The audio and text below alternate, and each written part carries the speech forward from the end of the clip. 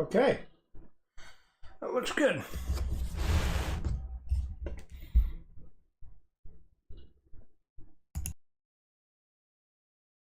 We'll be getting started here in just a couple minutes.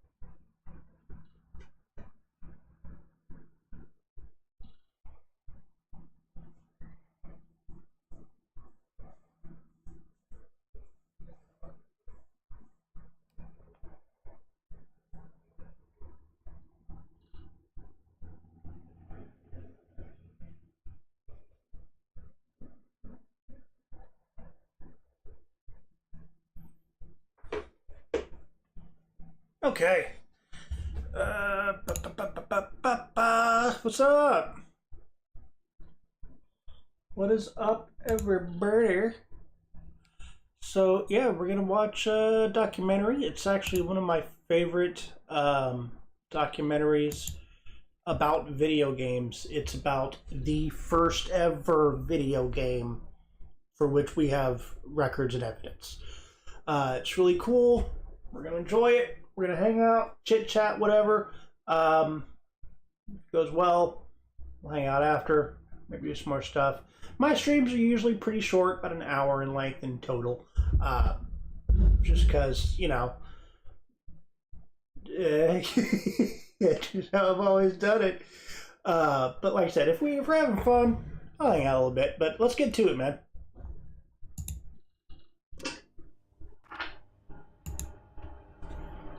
Here's a question for you. What was the first ever video game? It seems like a simple enough question, but it's trickier than you think.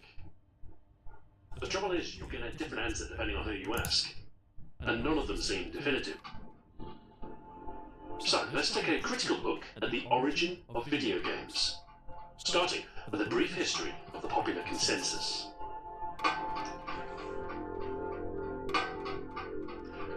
For a long time, the most common answer to the question was Pong, Atari's 1972 arcade game. Pong was a phenomenon, the first game to break through into popular culture. And for that reason, quite a few magazines from the 80s and early 90s cited it as the first ever game, such as Sinclair User in 1986, a 1987 issue of Your Computer, the first issue of ST Amiga Format in 1988, and a 1990 issue of Amiga World. Some do at least add a qualifier, such as Computer Gaming World's claim in 1982 that Pong was the first computer game of renown, similarly as the first video game for the masses in a 1987 issue of Ahoy. So there was at least some awareness of an earlier history, but not much in the way of in-depth research. I suppose it was a different era.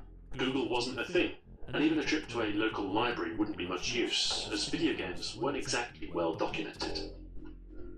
So, with Pong being so prominent, it was generally accepted as an origin point. And while it does mark the popular emergence of games, there lies a long and obscure history behind it. The funny thing about Pong is that it isn't even Atari's first game. never mind the first game ever. Before Atari were Atari, they were called Syzygy Engineering, and along with manufacturer Nutting Associates, they released a game called Computer Space in 1971. Computer Space was never as popular as Pong, selling maybe 1,500 units as opposed to the tens of thousands of Pong arcade machines and the millions of subsequent clones. But one of the co-founders of Atari, Nolan Bushnell, was certainly no stranger to publicity. Nolan Bushnell, worth noting, he also started Chuck E. Cheese. So that's crazy. He had video games and Chuck E. Cheese. Like, this guy must have been having fun. And in interviews during the early 1980s, he was quick to point out that Pong wasn't his first game. Some of the gaming press picked up on this, reproducing his words verbatim. Big K in 1985 cites Computer Space as the first marketed video game, which might be correct. And a 1993 Amiga format special is proud to reveal that Pong isn't the first video game after all, instead granting that accolade to Computer Space. So for a long time, Nolan Bushnell was seen as the father of video games. But here's the thing, Computer Space wasn't exactly original. It was based on an earlier game that Bushnell had played during his time at Stanford University. Sorry guys, I'm having to feed my dog. Something he freely admitted. That game was called Space War, and it first emerged in computing labs at MIT by 1962. Unlike Computer Space, it wasn't an arcade machine. It was never intended for commercial release. Give me a minute. It wasn't a viable option. I gotta mute my mic because apparently my dog has chosen today to be as loud as she can.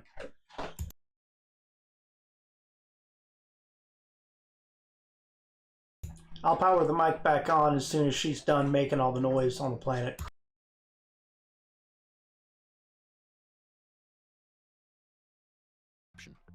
It ran on an expensive minicomputer, the PDP-1, which, even in a basic configuration, sold for $120,000 in the 1960s.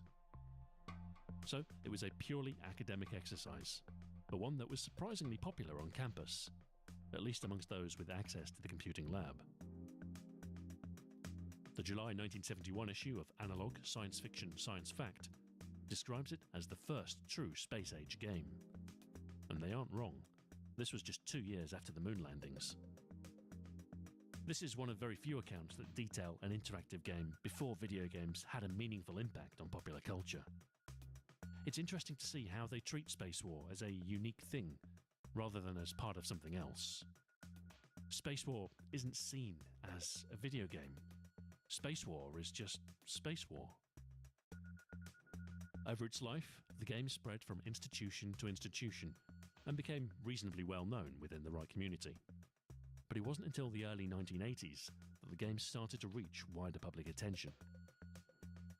In 1981, one of the game's co-creators, Martin Gratz, wrote an article for Creative Computing, a fairly comprehensive 8-page history of its development and operation.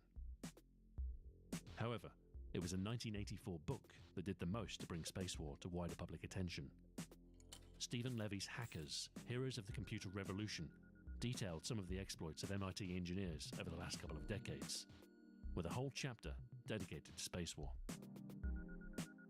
So as time went on and more people learned about the game, it gained some recognition as the first computer game. Byte magazine described it as such in 1990. This reign would be short-lived, however, as another, earlier game came to light soon after. A game from 1958 called Tennis for Two. Tennis for Two was the creation of a man named William Higginbotham, an American nuclear physicist. While working at the Brookhaven National Laboratory, he created a game designed to show off the lab's instrumentation at their annual exposition. Tennis for Two was shown to the public in 1958, and once again in 1959, before being dismantled and largely forgotten about. Until 1982 at least, a mention of the game appears in an issue of Creative Computing, an article titled, "Who Really Invented the Video Game?" It details the hardware used, an analog computer with a 5-inch oscilloscope display, and goes on to describe the gameplay. It was a tennis game, not dissimilar to Pong, with a ball following a realistic trajectory as each player hits it back and forth. It was quite a convincing simulation, but considering it was using hardware designed to calculate the trajectory of ballistic missiles, that might not be too surprising. Despite Higginbotham's subsequent radio interview with NPR in '83, the revelation of a video game that dated to as early as 1958 passed most people by. Most were still content in thinking that Pong was the origin. In 1993, author Ira Flatow sought to correct this as part of his book. They All Left, a collection of invention stories from throughout history. The final chapter is all about Tennis for Two. Flatow had worked at NPR, so it's likely he's familiar with Tennis for Two through Higginbotham's interview in 1983. Sadly, William Higginbotham died in 1994, but his obituaries detailed his achievements, including his game.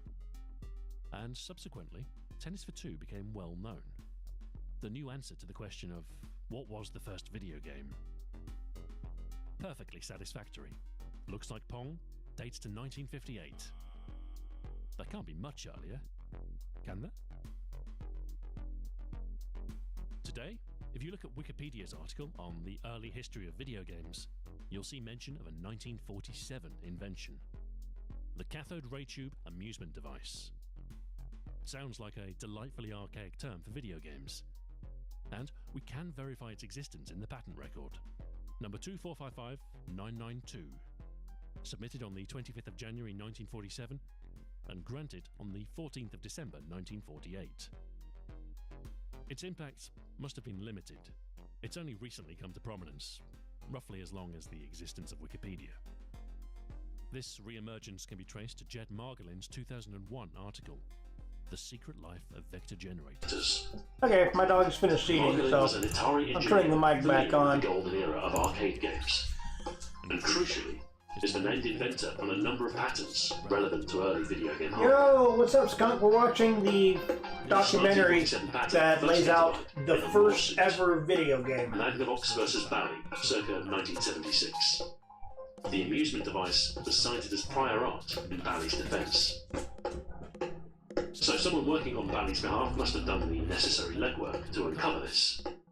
After all, there was a strong incentive. Magnavox held a key patent on video games that earned them $100 million over its lifetime. And, according to the man behind that patent, Ralph Baer, video games were his invention. The man had an interesting career. He fled Nazi Germany in 1938, was drafted into World War II in 1943, and, courtesy of the GI Bill, attained the first ever BSc in television engineering in 1949. By 1961, he ended up at Sanders Associates, a defense contractor that specialized in electronic systems. In September 1966, Baer laid out his ideas for an interactive television game, and work began on a series of prototypes. These prototypes culminated in the brown box design in 1968, so named for its wood grain effect vinyl covering.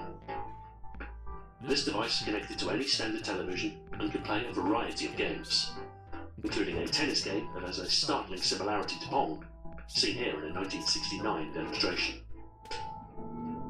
This was the system that would eventually be licensed and sold as the Magnavox Odyssey in 1972, the very first home video game system.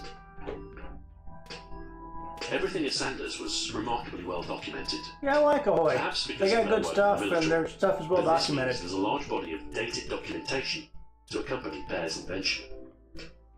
Additionally, unlike Tennis for Two at Brookhaven National Laboratory and Space War at MIT, Sanders was a commercial entity. They existed for profit, and were at liberty to patent their innovations. And patent they did, with Baer's work submitted in 1968, amended while pending in 1971, and granted in 1973. US patent number 3728480. A second was filed in 69, granted in 72, and reissued in 75. Reissued 28507. Collectively, the 480 and 507 patents gave Sanders and licensee Magnavox a very strong legal right to fundamental concepts behind early video games. A right which they exploited. Magnavox filed lawsuits against Atari, Bally Midway, Chicago Coin, Mattel, Activision, and won all of them, Wow. lowering substantial licensing fees. Nintendo preemptively sued Magnavox for the Yeah, it's crazy to think, like, if this is how it all went down like that, video games might not have made it out of the cradle because of some legal nonsense of some asshole wanting to make money. Or certainly wouldn't have been anything like we know it today if nobody was able to make it because they'd get sued into the dirt for it. It's crazy to think about, man. the US launch of the NES in 1985 in an effort to overturn these patents. They lost as well. Patents are strong, and Magnavox had precedence. Despite the legal victories, Bear was regarded as something of an also-ran in the early video game stakes. But he gained quite some recognition following the 2004 award for the National Medal of Technology. His time spent forgotten is evident in the frustrated tone of his 2005 book, Video Games in the Beginning. He lays his claim to the industry's genesis and the disdain for Nolan Bushnell and Atari's Dude, I latest played a success version of is Frogger for the particularly PS1, and genuinely it was He's a also lot very of fun. dismissive of any precursors. There He writes off was Space War as impractical. there was like one of those classics collections for the PS2, and the cool thing about it, and I can't remember which one it was, but the cool thing about it was they had like special features and things where you could watch like documentaries on like Burger Time and Root Beer Tapper and all the old OG arcade games, where they would talk about how the original like I think it was it Root Beer Tapper or Master Blaster I think it was, the cabinet was made of plastic and it would shrink and break the game. But yeah, like the old days were crazy, man, because we were trying everything. And Tennis for Two is akin to fiddling with an oscilloscope. But it's hard to blame him. He was definitely a pioneer. Ralph Baer died in 2014 at the age of 92. His accomplishments in video games eulogized. Whether or not he invented video games, he can lay legitimate claim to the first home video game. Yep. But I feel there's more to video games Bear's than brown just box. consoles. To complicate things further, while Tennis for Two and the 1947 patent steal the limelight, anything between these milestones falls through the cracks. Take OXO, for instance, a 1952 game developed for the EDSAC, an early digital computer. It's a simple game of noughts and crosses, or tic-tac-toe if you prefer. Its display uses a cathode ray tube. In fact, the computer has 3 of them, used to indicate program and system status. The middle tube is normally used to display part of memory in a 35 by 16 dot matrix. But rather than store game state in binary, OXO exploited the visual memory display to create a game board, filling up with X's and O's as the game is played. Then there's Nimrod, part of the 1951 Festival of Britain, a dedicated machine designed to play the game of Nim faster than thought. Played on a bank of lights, the player and AI I'll be right taking back. turns to remove them, attempting to leave the last light for their opponent.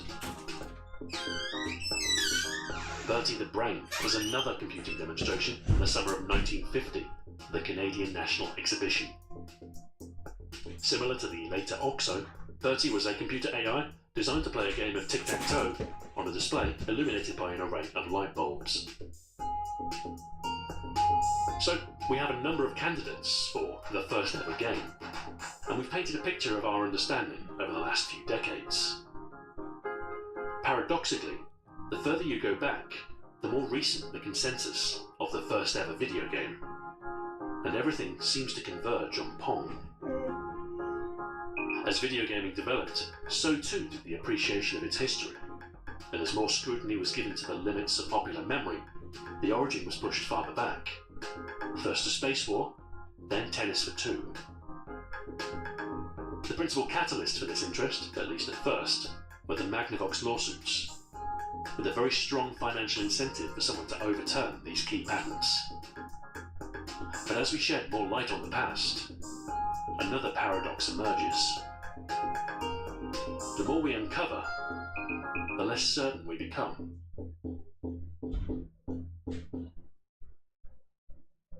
Grammarly now uses AI to help you write, not just revise. Type a prompt and generate a persuasive, mistake-free draft in seconds, personalized to your unique writing style.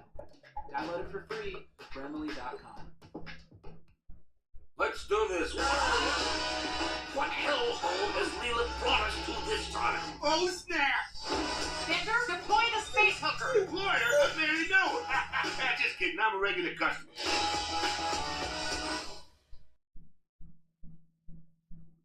So, we have a problem. There's no shortage of candidates for the title of first video game, but some of them feel like they might not qualify. To land at a satisfactory answer to our original question, we must first answer another. What is a video game? I told you it was tricky, but a definitive conclusion needs a concrete definition. Defining the video game is hard, but determining one less so.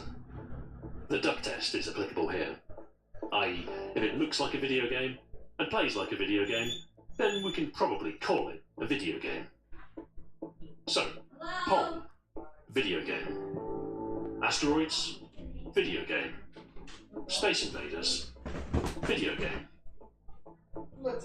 However, with the earliest examples of games, we start to approach the edge of the definition. So we need to determine a hard delineation between video game and not video game. The way I see it, there are two essential elements. The first is a video display of some kind, and the second is interaction for the purpose of entertainment, i.e., a game. We'll start with the video part.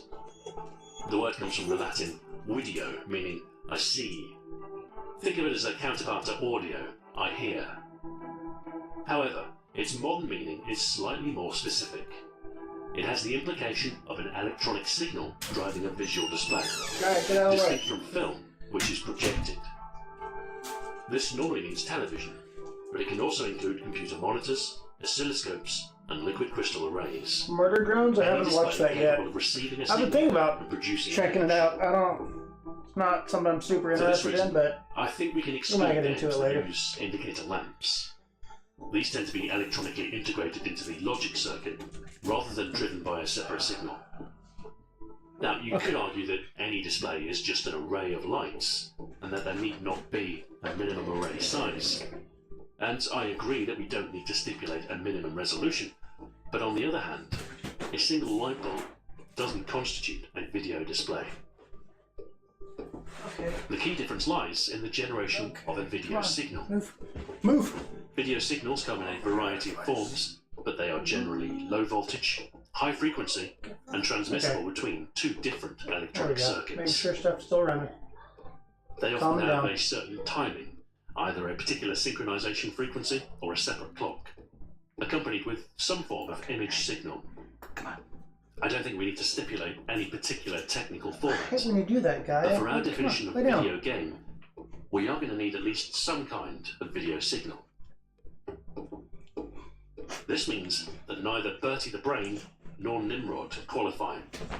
Their banks of light bulbs don't meet our video signal requirements. Next, consider the Nintendo Game Boy. This particular breed of handheld LCD game presents another boundary. Compare the earlier Game & Watch. I would consider this just an electronic game, but the Game Boy a bona fide handheld video game. So what's the distinction? I think both are borderline, but there is a key difference in the way the LCD displays are driven. The Game & Watch is essentially running on the same type of display as a calculator, an active liquid crystal display with a quad multiplex LCD driver. The only difference is that the LCD segments represent gameplay elements instead of numerical digits. The Game Boy, however, has a considerably more complex screen. At 160 pixels across and 144 pixels tall, there are over 20,000 segments to control, each with 4 levels of brightness. Because of this, the signals sent to the display resemble a conventional video signal. There are horizontal and vertical sync lines, along with a 2-bit digital data channel. It's not NTSC compliant, but it could definitely be described as a video signal, and, in fact, hardware such as the Super Game Boy can adapt them for use on a standard television. If there was any doubt to the distinction, the language used on their respective patents is another clear indicator. The Game & Watch is described as an electronic toy having a game function, whereas the Game Boy is a compact, handheld video game system. So, we can draw a line between the two, and we've established that a cathode ray tube is a must-have, but not an absolute necessity. However, even when dealing with CRT displays, there are some that make the argument that not everything qualifies. Ralph Baer, for instance, is quite specific with his definition. Baer states that to be considered a true video game, the device on which it is played must generate a raster signal capable of being displayed on a domestic television set. Fair enough, I suppose, and most games do fit this definition, but it's a little too strict for my taste. Technically, it would exclude many early computer games that targeted monitors rather than televisions. But most crucially, On that, did you know that the Sega Dreamcast is native 480i for computer monitors? That's why it has a VGA input. That's actually the way it's supposed to be viewed, is with a VGA cable, and it's crisp and amazing. And I used to have a VGA for my Dreamcast. I'd like to get one again. Problem is you have to set up audio separately, but yeah, it's because a lot of people forget, and I say it all the time. Dreamcast ran off of a version of Windows. That's why I like to joke and say that the original Xbox, if you look at it, is basically your Dreamcast 2. So all the Dreamcast people whining about not getting a Dreamcast 2, you got it a couple of years after the OG Dreamcast went under. So yeah, hug your original Xbox. it excludes every single vector game. While they're extinct today, vector games were an important part of the golden arcade era, including Asteroids, Star Castle, the Vectrex console, and the 1983 Star Wars arcade game. There are dozens of examples, and I can't think of a good reason to discard them. Their graphics aren't painted by a raster signal, but they are still painted by a signal, a 2-axis XY signal that directly controls the electron beam's deflection. My gut says Asteroids is a video game, and so our definition of video game has to include vector displays. But this has significant meaning when it comes to answering our question. By keeping our definition broad enough to include vector video, we have to also include some of the earliest candidates. Space War had vector graphics. Tennis for Two had vector graphics. The 1947 patent would have used vector graphics. So we can't yet exclude any of them. But now we have a reasonably good sense of what the term video means, we can move on to the other essential aspect, the game. We don't need to be too strict with this definition. When we say game, what we really mean is interactive entertainment. But what our definition needs to do is separate video games from something like television itself. For instance, watching television is definitely entertainment, and to some extent it is interactive. Changing channels or simply powering the device on qualifies as interaction. The critical difference lies with the generation of the video signal. In television, these are broadcast remotely, and the signal itself cannot be changed, only switched between. With a video game, the signal is generated locally. And crucially, the player's input has a direct influence on the signal generated. The game responds to the player through the medium of video. There are some recent exceptions to local signal generation. Services such as OnLive or Google Stadia stream video over the internet. But in these cases, the player still controls the signal, albeit through an additional network layer. So, a video game must give some degree of control over the video signal itself to be considered sufficiently interactive. Next, consider a DVD menu. Technically, the video signal is altered in response to user input. Options are highlighted, and the menus are navigable in a non-linear way. All of the elements necessary for a video game are present. In fact, some DVDs even feature games, and these arguably qualify as video games. That said, however, a typical DVD menu definitely isn't a video game. So what's the difference? Put it this way, how do we separate non-entertainment software from games? Consider a spreadsheet used for managing resources versus a resource management simulator.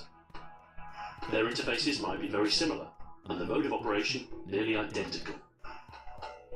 The key difference is intent. A spreadsheet for resource management is created to manage resources. And there are some people who find that entertaining, but entertainment is not the primary purpose. The simulator, on the other hand, can be primarily intended for entertainment. Some simulators aren't. They might be for training purposes, such as a military flight simulator.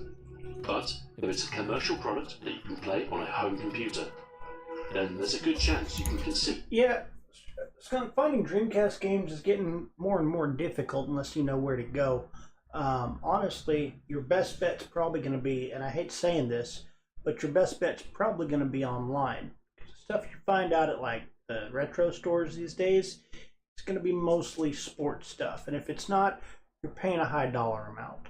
So unless you're wanting to mod your Dreamcast like I did with an SD card reader, get yourself one of them there,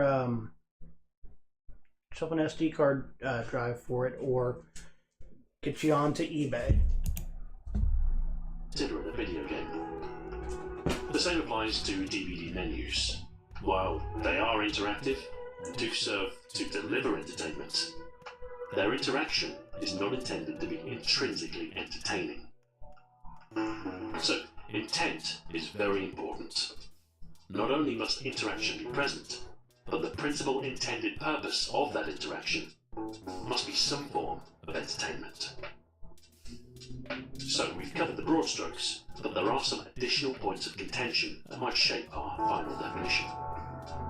For instance, does a video game need to be implemented to be considered? Is a concept enough? The 1947 CRT amusement device is only known to exist as a patent. Some sources claim prototypes were built, but there's no evidence of this.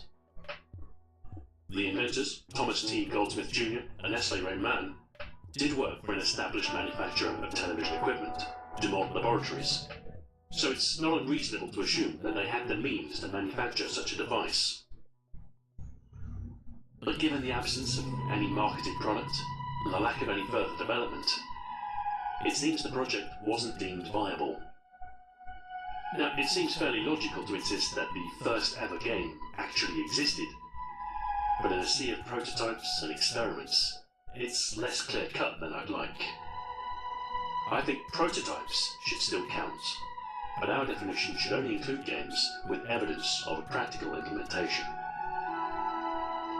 So is that enough to discount the 1947 device? I think it depends on how strict you are with the definition of evidence. A patent might be enough. They describe the invention in detail and are subject to scrutiny before being granted. The way the 1947 device falls flat, however, is with the gameplay itself. While it does generate a video signal that is directly controlled by the player, the game relies on other elements, physical targets on the face of the display. Without these, you're left with a triggered signal generator with an oscilloscope display. A neat novelty, but I do think this puts the 1947 device in the realm of electromechanical games, rather than that of true video games. Consider a pinball machine. Modern examples can be quite advanced, even incorporating games played on a video display. But I don't think anyone would make the argument that a modern pinball table is a video game. The core gameplay is the mechanical ball and flippers. The video display is accessory to that. Conversely, it's possible for a video game to have accessory elements. Think of an arcade game's coin box, marquee lights, etc. An arcade cabinet has more than just a video display going on, but that's not a reason for exclusion, as the primary game can be played solely through the video display. Whereas pinball relies on the mechanical elements for complete function. So, the 1947 device might be the first use of a CRT for the purpose of interactive entertainment, but its use of mechanical elements as a core part of the game means it isn't a true video game. It's an electromechanical game with a video element, and this means it doesn't qualify under our definition. Our game has to be playable solely through the use of the video display. Accessory indicators or electronics aren't reason for exclusion, but in terms of visual output, the game has to be playable by the video signal alone. And so, that leaves us with a fairly robust definition, one that consists of 5 points. Firstly, a video game must exist. It must involve some kind of video signal. This signal should be in some way interactive, and the principal intended purpose of this interactivity should be entertainment. Finally, the game should be centered on and fully playable through the use of the video displays. If a candidate meets these 5 requirements, then I think we can consider it a video game. So we have our definition. The only thing left to do is apply it. What amazing ideas do you have buzzing around in your head? Turn your ideas into reality. So the candidates that remain are Pong, Computer Space, Bears Brown Box, Space War, Tennis for Two, and OXO. All of these are documented to exist, so there's no question of practical implementation for any of them, least of all Pong. In terms of video signal, Pong, Computer Space, and the Brown Box generate a raster signal suitable for an NTSC television, whereas Space War, Tennis for Two, and OXO generate an XY signal for display on an oscilloscope or vector monitor. OXO's display is a little contentious. While it did use a cathode ray tube and it was driven by a signal, the display wasn't really intended to be a graphical one. In fact, the cathode ray tube wasn't chosen because of its display capability at all. In the early days, CRTs were used for storage. One implementation was called the Williams-Kilburn tube, and it relied on a curious side effect of energized phosphors. Once lit by the scanning electron beam, a charge would persist for a fraction of a second. This secondary emission could be sensed, and the phosphor recharged on the next scan, meaning you could store an array of a couple of thousand bits indefinitely. This was presented on the face of the display as a grid of illuminated dots. The electron beam scanning rows in a fairly similar way to a raster display. However, a sensor sheet on the face of the tube did cover up most of the visible pattern, making this arrangement less than ideal for use as a display. But quite often, a second tube would be connected in parallel without the obstruction. EDSAC, the machine that ran OXO, didn't use a Williams tube for storage. It used mercury delay line memory instead. But the contents of this memory were displayed on a diagnostic CRT in the same manner. So, while it was never really intended to be used for graphics, the fact is, it was, and so, it still qualifies. Back to the candidates. In terms of interactivity, I think most here count.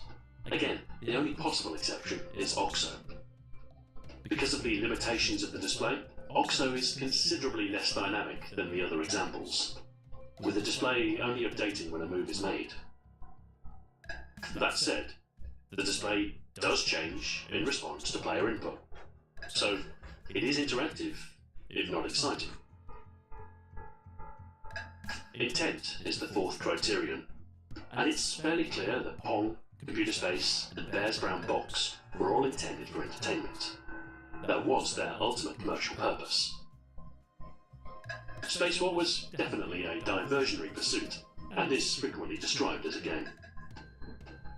Tennis for Two was an exhibit intended for public display, and it may have had an ulterior motive to kindle an interest in science, but the prime appeal was in the playing. Now, OXO. OXO was the product of study at Cambridge University, a practical proof as part of a thesis.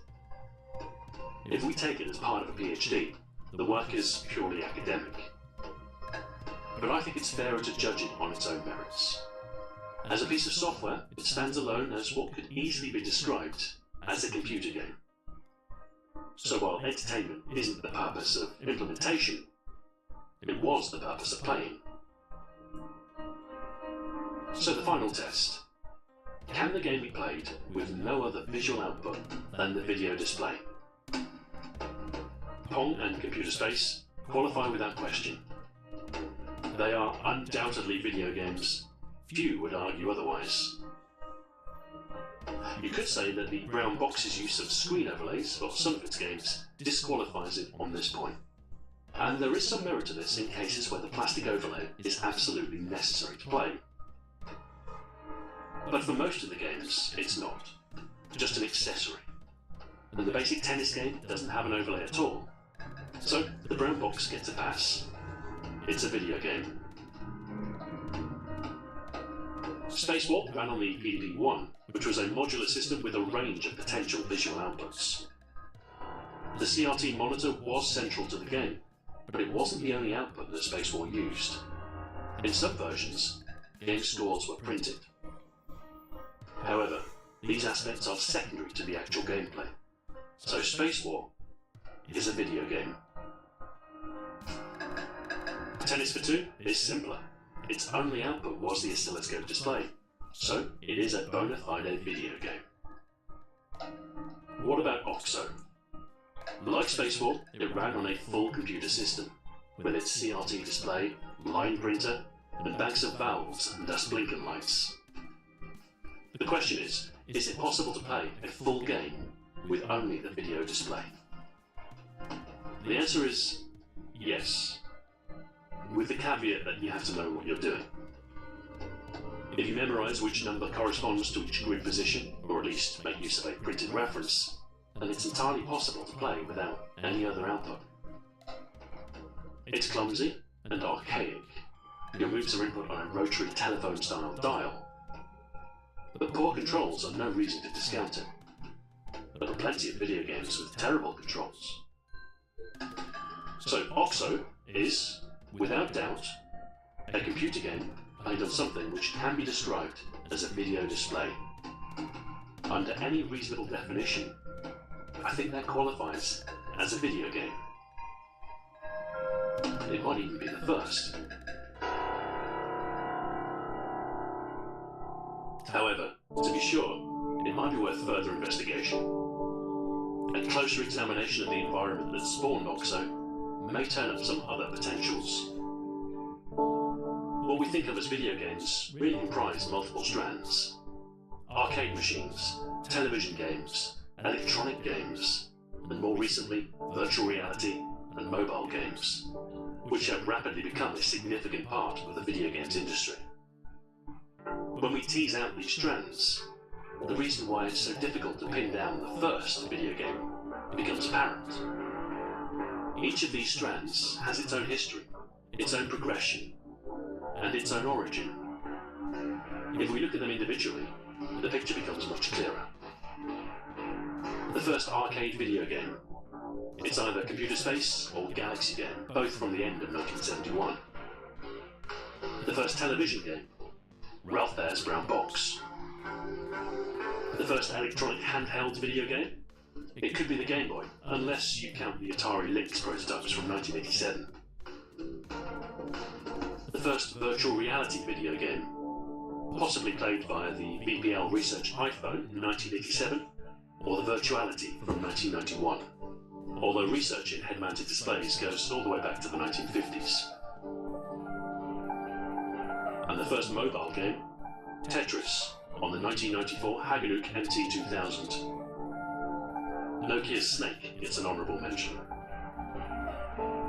So when we split video gaming into its components, the question becomes much easier to answer, and the oldest strand becomes obvious. It's computing. The first video game was almost certainly an early computer game like OXO. It's just a question of determining the earliest example that qualifies. The good news is, computers weren't exactly common in the 1940s and 50s, and fewer still had video displays. In the brief window between the invention of the Williams tube circa 1946 and OXO in 1952, there are 7 potential machines. 3 of these potential computers were located at the University of Manchester, where the Williams tube was developed. The first was the Manchester Baby, operational in 1948, a prototype which was replaced by the full-scale Manchester Mark I in 1949. This, in turn, was developed into and replaced by a commercial model, the Ferranti Mark I, operational in early 1951. There were 2 other British machines, the Pilot Ace at the National Physical Laboratory in Teddington, London, operational in mid-1950, and EDSAC at Cambridge University, which was first operational in 1949. At this time, the Americans had 2 machines with a video display. The Whirlwind 1, built by MIT for the US Navy, partially operational in 1949 and reaching full capacity in 1951, and the Standards Western Automatic Computer, or SWAC, located in Los Angeles. It's impossible to know every program that ran on these early machines, but most of them are fairly well documented. Access was exclusive, and programs were filed in a job queue. There was normally a paper trail, and there was an incentive for institutions to highlight their machine's accomplishments. Unfortunately, this transparency and a need to justify the computer's existence meant that games were a very low priority.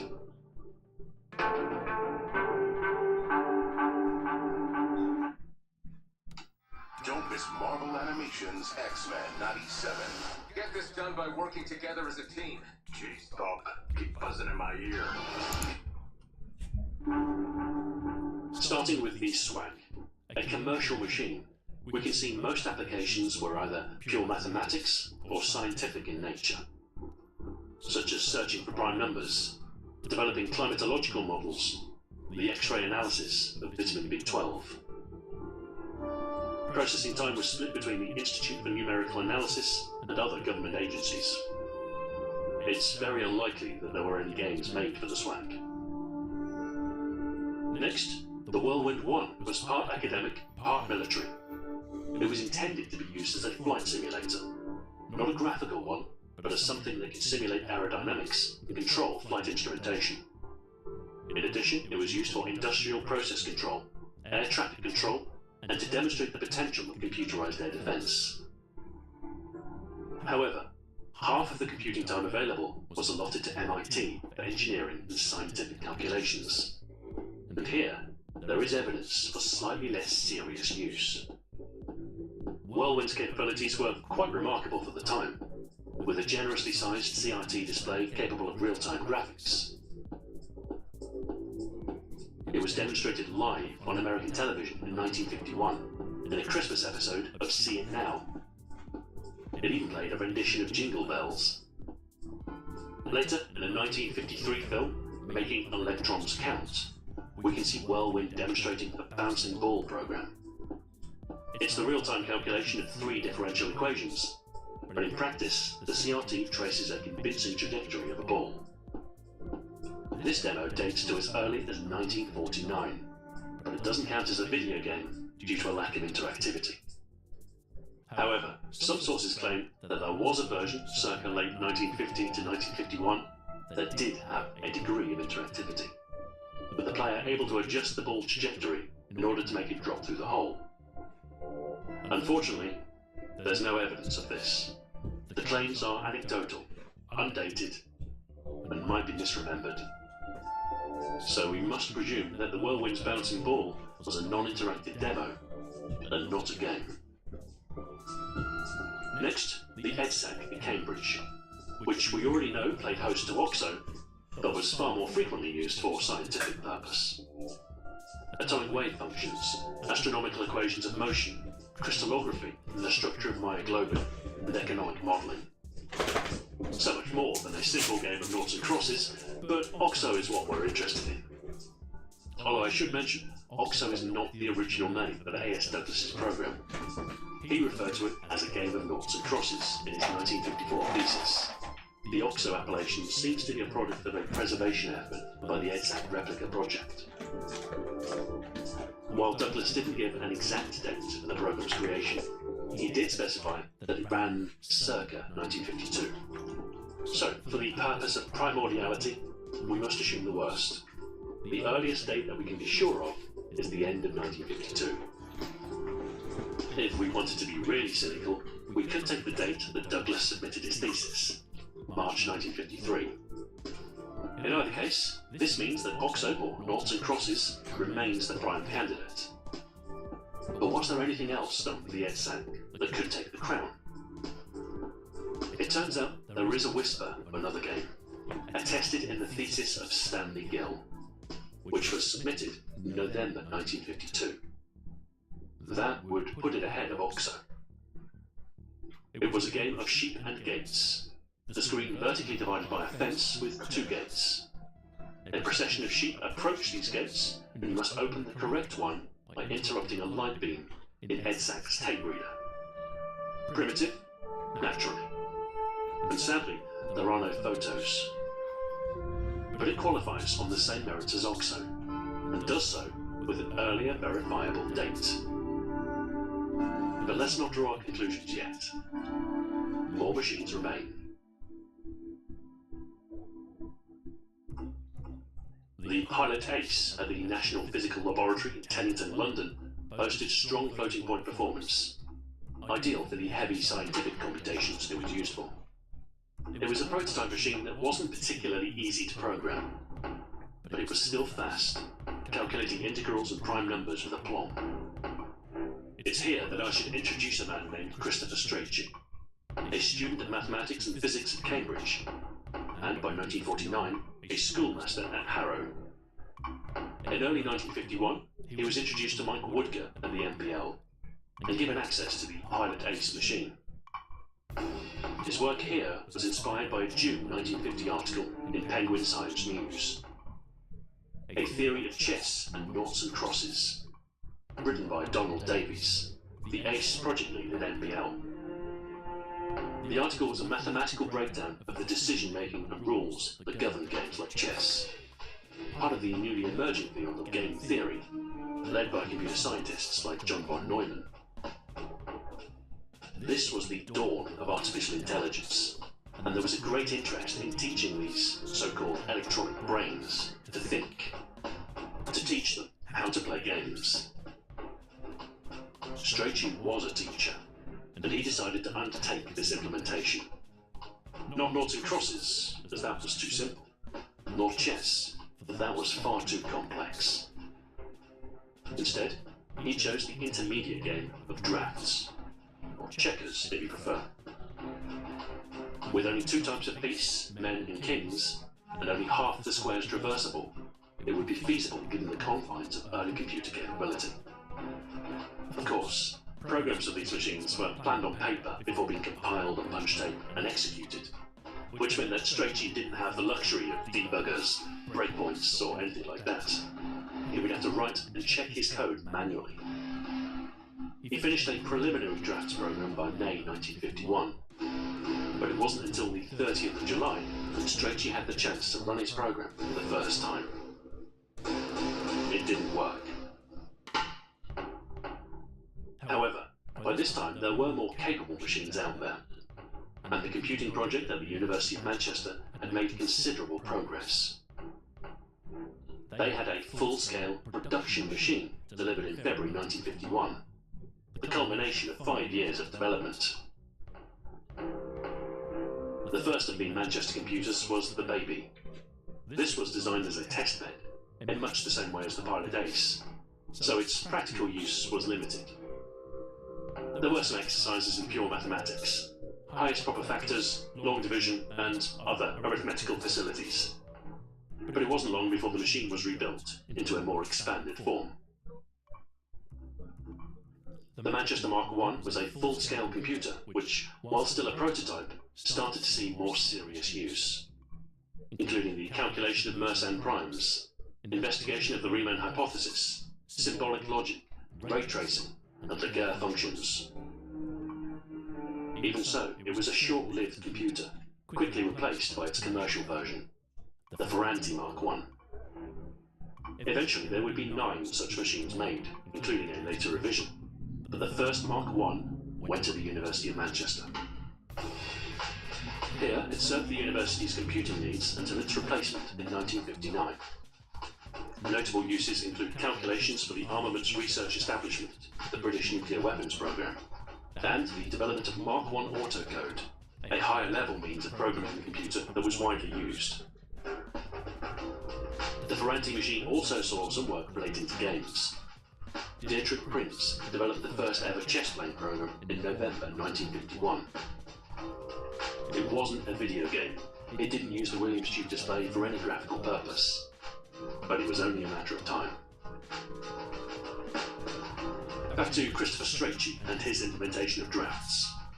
Strachey first learned of the Ferranti Mark I in the spring of 1951, and quickly took the opportunity to write to Alan Turing, describing his interest.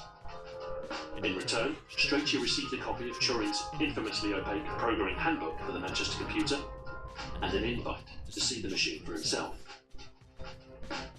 He first visited Manchester in July, and over the next year, between careful study of the handbook and occasional visit, he familiarised himself with the machine, ran some programs, and forged a reputation as a formidable programmer. But as much as he had mastered the technical side, there was something of an artistic streak that ran through his work. He made the computer play music, composed love letters, and in the summer of 1952, he successfully ran his revised drafts program and played a video game. His implementation worked. The computer was able to play a complete game of drafts at a reasonable speed. Generously, he even took pictures of the video display and published his work. So, what does this mean? It means the first video game is Christopher Strachey's drafts. First implemented circa 1951, but confirmed working complete with evidence by no later than July 1952. Also, video games are a British invention. Working with our family has its advantages. Like what? In any case, we have an answer. There are, of course, a couple of caveats. Firstly, to be clear, Strachey's Drafts is the first video game for which we have evidence. It remains possible that there was undocumented work prior, but we can only draw conclusions from the evidence we have. Secondly, our assertion only holds true as long as you subscribe to the definition we laid out. A looser take might include the 1947 device, or maybe something even earlier. That said, I think our definition is robust. One thing is clear. The 1947 device has had zero lasting impact on video games, long forgotten until it was dredged up during the Magnavox lawsuits. Christopher Strachey, on the other hand, was a bit of a pioneer. His 1952 presentation at the University of Toronto inspired Arthur Samuel's later work on machine learning. Strachey developed the CPL programming language, an important ancestor of C. His influence is broad, and it permeates computer science. In regards to the first video game, I was equal parts pleased and dismayed to discover that I wasn't the first to arrive at this conclusion. There are two others. One is Jack Copeland, Professor of Philosophy at the University of Canterbury, Christchurch, New Zealand, and an authority on the life and work of Alan Turing. As a product of his detailed research into early computing history and Turing's correspondence with Strachey, he describes the operation of Strachey's drafts program and calls it the world's first computer game. It's not the first computer game, but we can assume he means the first computer game with a video display. The second to draw this conclusion is Albie Ray Smith, co-founder of Lucasfilm's computer division and Pixar.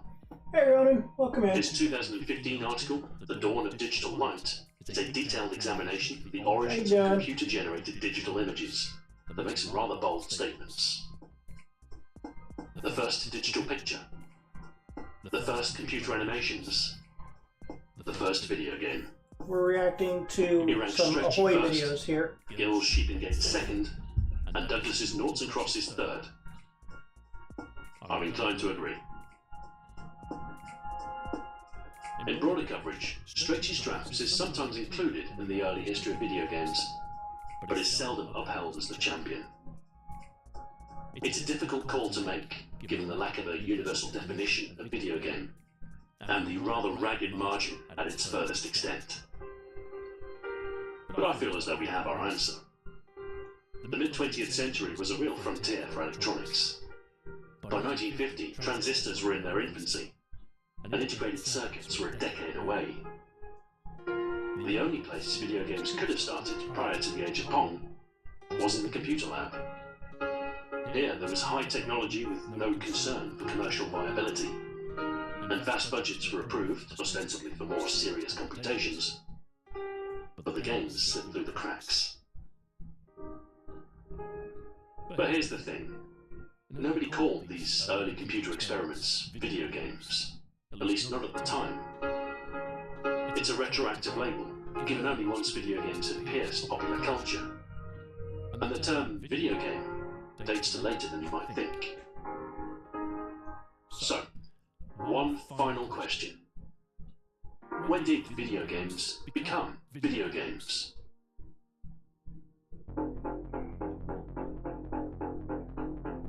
A search on Google Books Ngram Viewer gives us an idea of the time frame. The term emerged at some point between 1970 and 1975, coinciding with Pong's early success. This is borne out with a search through the popular gaming press, scarce as it was in the 1970s. The February 1976 issue of Byte magazine uses the term Pong-style video game in a familiar way. A broader search of literature on Google Books doesn't turn up anything prior to 1975. However, Google Newspapers does have a 1974 feature of space-age pinball machines that details the rise of the new coin-operated video games, which means the term must have started to gain traction by this point. There's a 1973 article in Business Week that must have been written just after Pong had found early commercial success. It describes a red-hot market for video games in what might be the earliest instance of the term in a major publication. There are also a couple of false positives that crop up. A 1974 issue of New Scientist uses the term to mean video business, as in the video game. It was around this time that the first video playback devices were hitting the domestic market. Earlier still, there are some surprising mentions of video game in the 1950s. But it turns out this is an older term for televised sports games, back when such a thing wasn't universal. It's increasingly clear that Pong is close to the origin, so let's skip straight to the source. Here's the promotional flyer for the 1972 Atari arcade game. The newest two-player video skill game from Atari Corporation, Syzygy engineered, the team that pioneered video technology. So in 1972, Pong was described as a video skill game.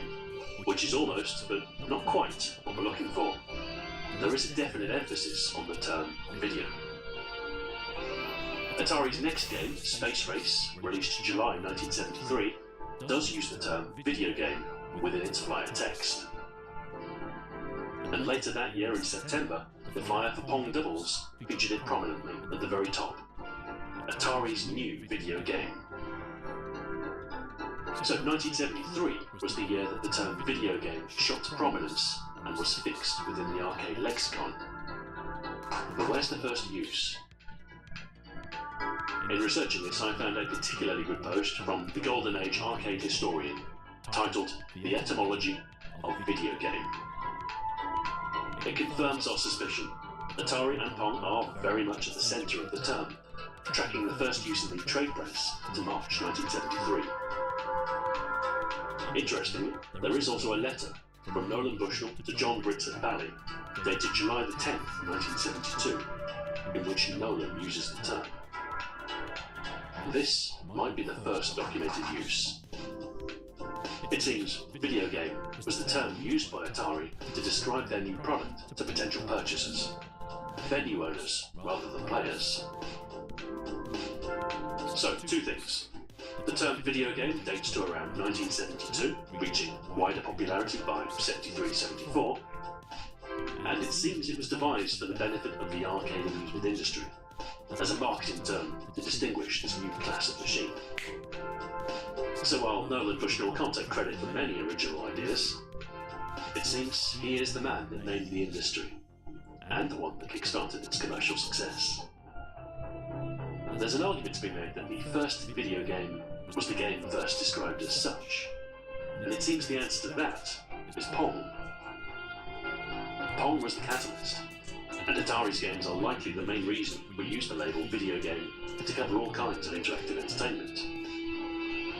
If Pong had failed and it was the 8-bit microcomputers that found the earliest success, then computer games might have been the definitive term. In fact, in certain regions at certain times, this has been true. But the Americans settled on video game, and their influence means most of the world has adopted the term as the standard. It's far divorced from its original meaning. The term meant to distinguish early arcade games from their electromechanical counterparts. But it seems it's stuck, and has since been applied to all sorts of things. Computer games, arcade amusements, television games, handheld electronic games, mobile games, and virtual reality. What we know is video games don't have a single origin. They're a constellation. So if anybody asks you, what was the first ever video game? You could tell them it was Straight Cheese Drafts, 1952. But it might be easier to say that it was probably Pong or something. Because, well, it's trickier than they think.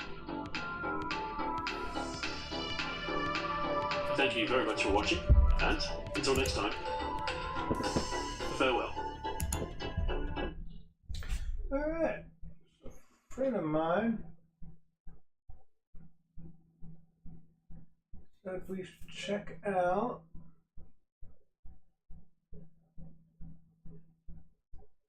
one on Quake. So let's go ahead and do that. We got time.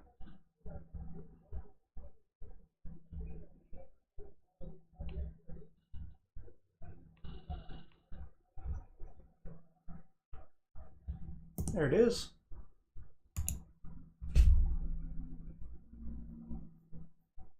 Okay, so before we start, I gotta go grab some stuff. I'll be right back.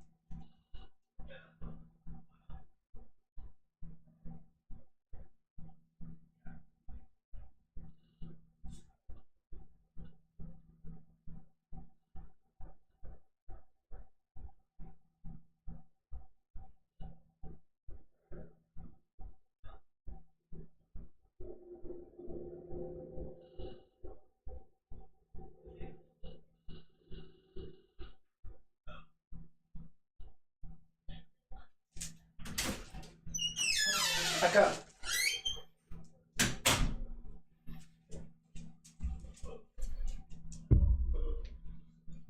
Give me a minute. Getting dinner.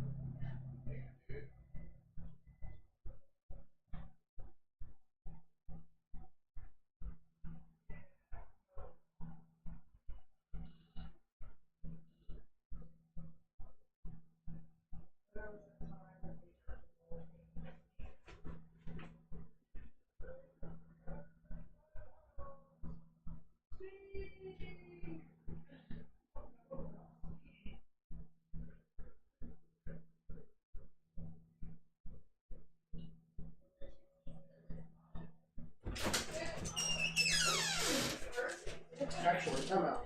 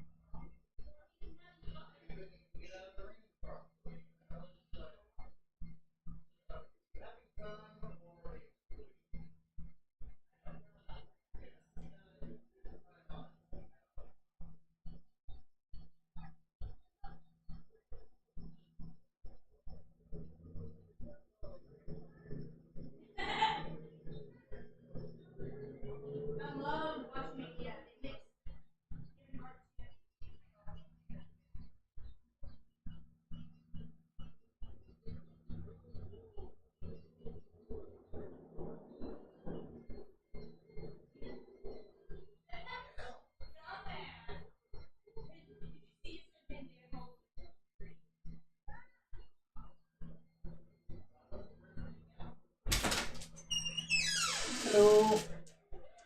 Okay. I'm back, for real this time. Had to go get dinner. I'm eating tamales.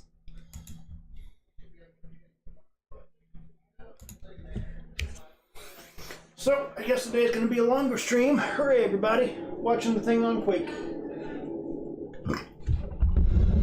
Success can be its own burden. It had struck a home run and became the champions of PC gaming. With nothing to play for and everything to lose, it was time for their next game to step up to the plate. And, in spite of all the pressure, they still came out swinging. Quake eclipsed the competition and was the final nail in the coffin for the so-called Doom clones. longer were such games mere imitators, but instead an entirely new genre.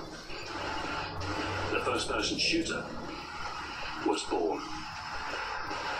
So, how did rapidly changing technology and the stresses of high expectations affect Quake's development? What made its well-honed combat and intuitive level design perfect for competitive play? And which of its achievements for PC gaming defined its legacy?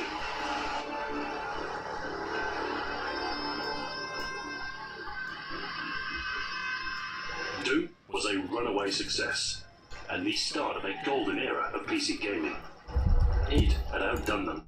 Yeah, I'll admit, I don't know much about the early first-person shooter PC games. I was a console kid. Themselves. However, such a massive accomplishment cast a shadow, and now they had a new mountain to climb.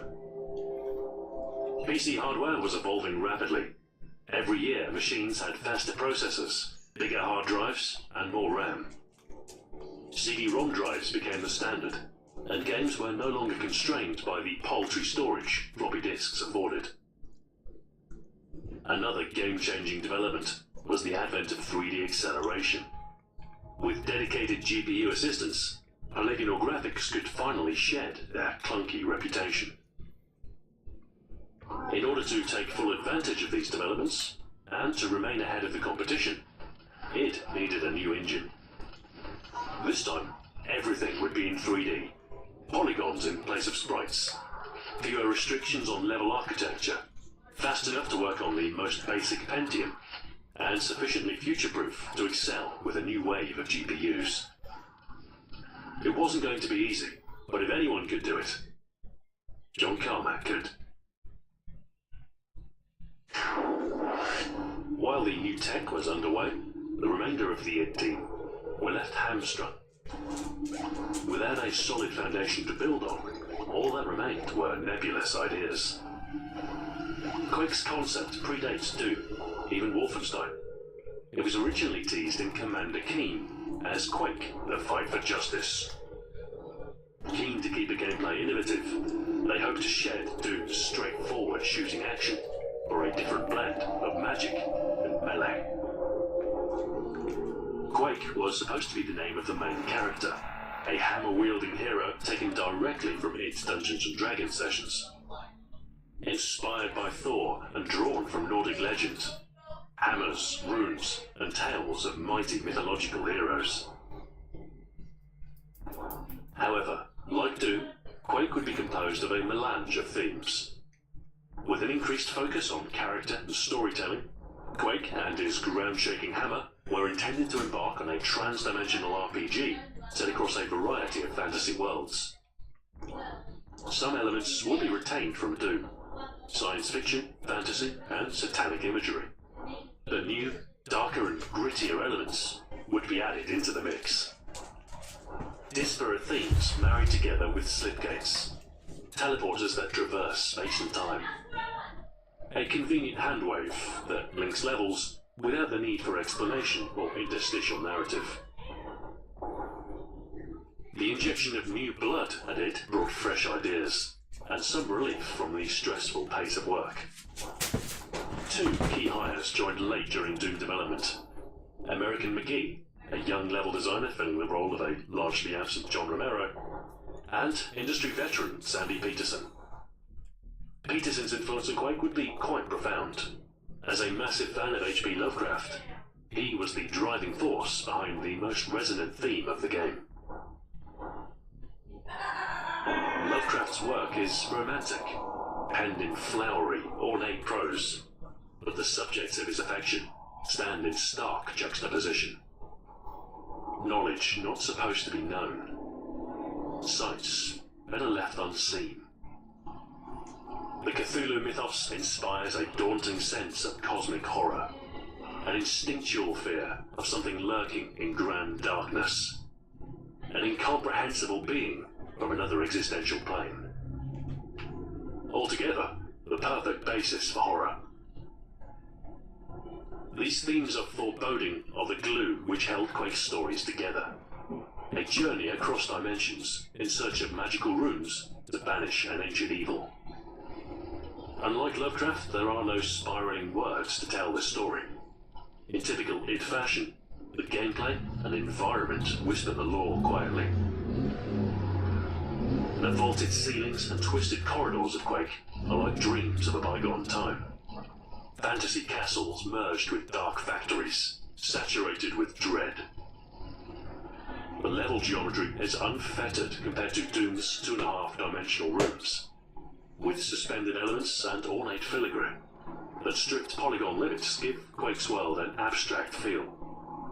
A strange, primitive dimension of wrought iron, wood and stone. If Doom was thrash metal, Quake was somewhere between grunge and post-industrial. Gritty, dark, and dripping with atmosphere. Nine Inch Nails frontman Trent Reznor was a big fan of Doom, and he, along with his band, were brought on to assist with the creation of sound assets. Originally, there was no music planned. Instead, a reliance on environmental sound to set the ambience. However, Trent insisted, resulting in Quake's distinctive soundtrack. Brooding ambient sounds overlaid with digitally distorted guitars, screams, and amelodic noise. A collaboration celebrated with the inclusion of a Nine Inch Nails logo on ammo pickups. The aesthetic imparted by sound is mirrored by vision. Quake's levels are dismal places. The textures are worn, corroded, dirty. Unfriendly places that set the player ill at ease. While they might draw from a wide range of themes, metallic sci-fi plates, gothic grotesques, and ancient stone, they mesh together with a common grit, helped by the unfiltered low-resolution textures and relatively narrow range of colours. Quake's palette is designed with its tone in mind. A range of dark shades in naturalistic hues, muddy greens, blues, coppers, and brown. While these shades were selected to make the most of a limited 256 colour palette, muted, realistic tones were a major trend in later FPS, even once colour depth restrictions were no longer a factor. Often a deliberate design decision, the careful use of colour can make for a more closely composited scene, and can impart a unique feeling to a game's atmosphere. Although often cited as the muddy origin of gaming's brown monotony, Quake's levels are more diverse than they're given credit for. A blend of old and new. Like its music, the visual themes of Quake are equal parts harmony and discord. The same could be said for id Software themselves. While there's no doubt that Romero and Carmack were capable of great things together, the cracks were beginning to show. Design work wasted as technical goalposts shifted. An entire set of Aztec textures thrown out, ironically enough for being too brown. And compromises began to creep in.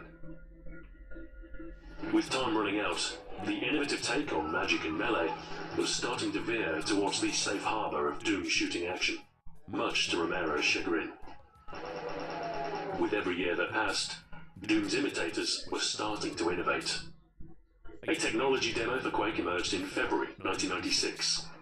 Q-Test, the first glimpse of the new game, and a sample of its frantic multiplayer action. Mere months left until release. A frantic rush pieced together a finished game. The final push of a painful gestation. The wolves are at the door, and the prize, its crown. Quake had better be good. I ain't afraid of no Quake.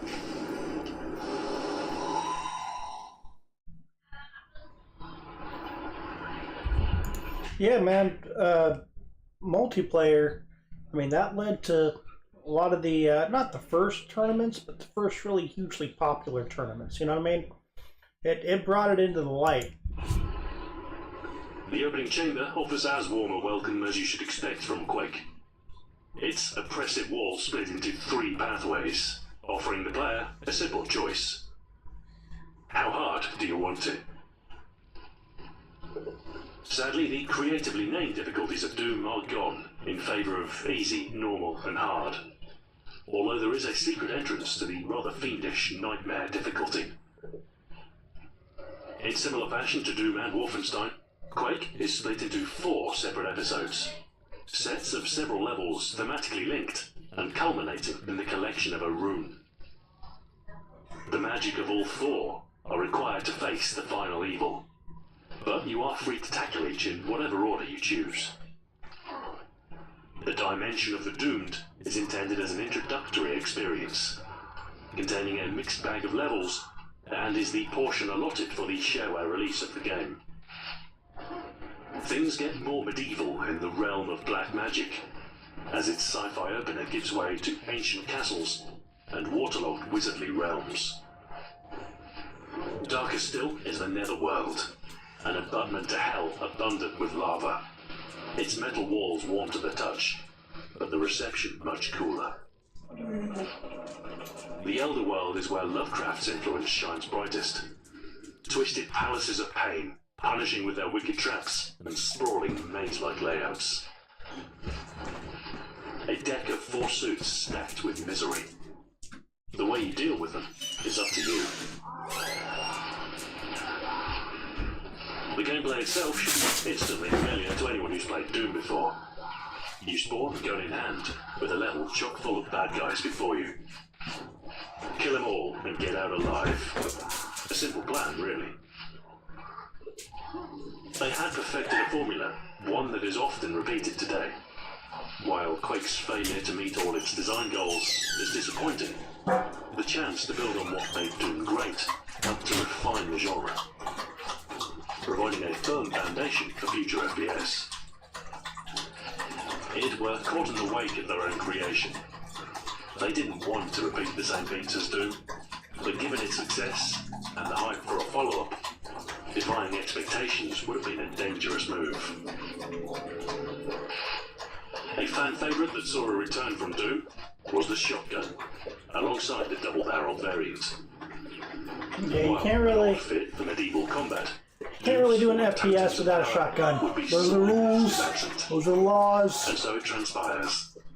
A twin-barrel transplant across space and time.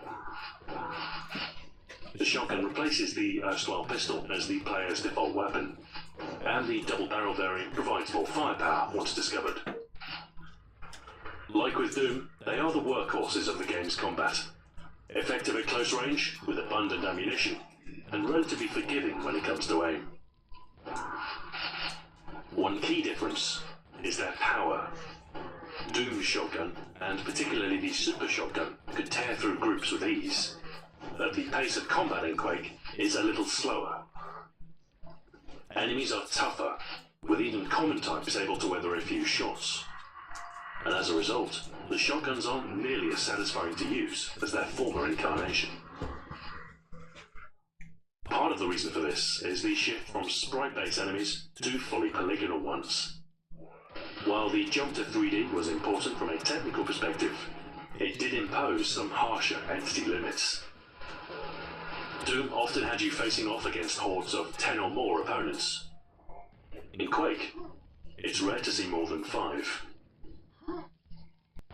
With enemies taking more damage, The combat dynamic shifts. Instead of focusing on dodging projectiles while quickly eliminating close enemies, you must prioritize targets and draw them into a favorable position. Kiting the fastest, most dangerous enemies away from others in order to safely eliminate them. Controlling your distance from your opponent is the key to success, and failure to do so properly leads to rapid punishment. Most enemies are capable of powerful melee attacks, meaning that getting too close is dangerous. Getting trapped in a corner can mean being torn to shreds. Whether it's a sword, chainsaw, or sharpened claws, there is always a very strong incentive to keep out of arm's reach. The player's melee option is rather weak by comparison. The legendary earth-shaking hammer from the design documents transformed into a gun butt melee attack in early versions, before finally changing again into a blood-stained axe. Sadly, there's little reason to use it. With shotgun ammunition so plentiful and weak damage, it's nothing more than a last resort. Ranged weapons define Quake's combat then. For some, fit the theme more than others. The next tier of weapons on offer are a mite more medieval, and a departure from a typical machine gun, if similar in function.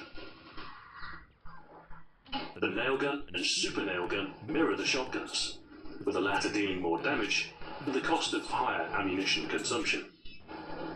Both shoot nails at a high rate, peppering opponents with perforating projectiles. An effective means to dispatch most threats, as long as your ammunition holds out. One interesting aspect of both the nail guns is their use of physical projectiles when shooting, of finite speed and with visible travel. This is at odds with most bullet-firing weapons in FPS, which use instantaneous hit scans to simulate shots, providing instant feedback but eliminating some skill factors. Projectiles can be dodged and make tracking a moving target more challenging, leading your shots a necessity in such cases. Quake's greater use of projectile weapons set the stage for its later multiplayer success. Design choices which form the basis of future arena shooters, and their standard for high-skill competitive FPS. The explosive weapons on offer. The zombies cannot be destroyed by conventional means. While they will keel over after a shotgun blast or two, it won't be long before they rise again. As the manual states, thou canst not kill that which doth not live, but you can blast it into chunky kibbles. Jibbing returns from Doom, and this time, it's chunkier than ever. Should you deal more damage than necessary to kill an enemy, they'll disintegrate into a shower of fleshy pieces and blood particles. A satisfyingly gory resolution. This is something that comes into play often with Quake's addition of a new power-up, Quad Damage. As its name suggests, you'll deal 4 times the normal damage for its relatively short duration. A blue glowing effect which turns even the meekest of weapon into one which will rip enemies apart. Similarly explosive, Quake's rocket launcher shares its explosive ammo with the grenade launcher, and offers better long-range ability with straight-flying rockets that detonate on impact. It's a little more dangerous to use in close quarters, with instant explosive damage within the rocket's radius. But oddly enough, the suicidal pursuit of shooting rockets at your own feet would become a popular pastime. Quake's physics handling was more advanced than Doom's, with the player's position and momentum tracked in 3 dimensions. Jumping was a logical addition to the game, allowing the traversal of gaps and climbing of obstacles, often leading to hidden secrets. When combined with the repulsive effect of explosions, your jumps could be massively magnified. And if you timed it just right, you could fling yourself far further than expected, able to reach areas previously off limits. This phenomenon gave birth to the term rocket jumping, and ushered in an era of advanced FPS movement. The weapon selection is rounded out with the Thunderbolt, an electric option that shoots a continuous beam of lightning. It is capable of dealing a large amount of damage very quickly, but it does demand good aim, as in order to make the most of the weapon, you must track your target. No need to lead, and lower penalty for missed shots, but you are left exposed. A trade-off compared to the blind fire capability of the rocket launcher. The most important thing to remember is that electricity and water don't mix. Use the Thunderbolt while submerged, and you'll peril. The shotguns, nailguns, and explosive options all come in pairs, with a respective super variant discovered later for an increase in available firepower. The Thunderbolt does not, but there was one planned. The Chain Lightning Gun. Alright, for whatever reason, Gaia is whining again, so she is demanding to be taken back out. With the Thunderbolt added late in development, its counterpart was dropped due to time constraints. one of the many compromises made during development. Luckily, the level design saw no such concession, and within Quake's atmospheric halls lie some clever new tricks. As Doom improved on Wolfenstein's key-hunting labyrinths with more varied architecture, its experience ensured that Quake's 3D realms were easy to navigate. Despite the potential for this new verticality to disorient the player, most of Quake's levels are intuitively laid out. Getting lost is a rare occurrence, even with the absence of Doom's automap feature. This is the product of refined level design, more compact spaces that overlap, reducing backtracking, and with clear indicators of progress. Much of this is done invisibly. Teleports to face the player in the right direction, composing chambers to make exits clearly visible, highlighting paths with lights, and leading the player with strategic placement of enemies. Done right, the player experiences a continuous chain of combat, never once needing to pause and ask for directions, and almost unaware of its well-honed design. Some hints are more explicit, of course. Text cues make an occasional appearance for anything remotely puzzling, and if all else fails, big arrows point the way.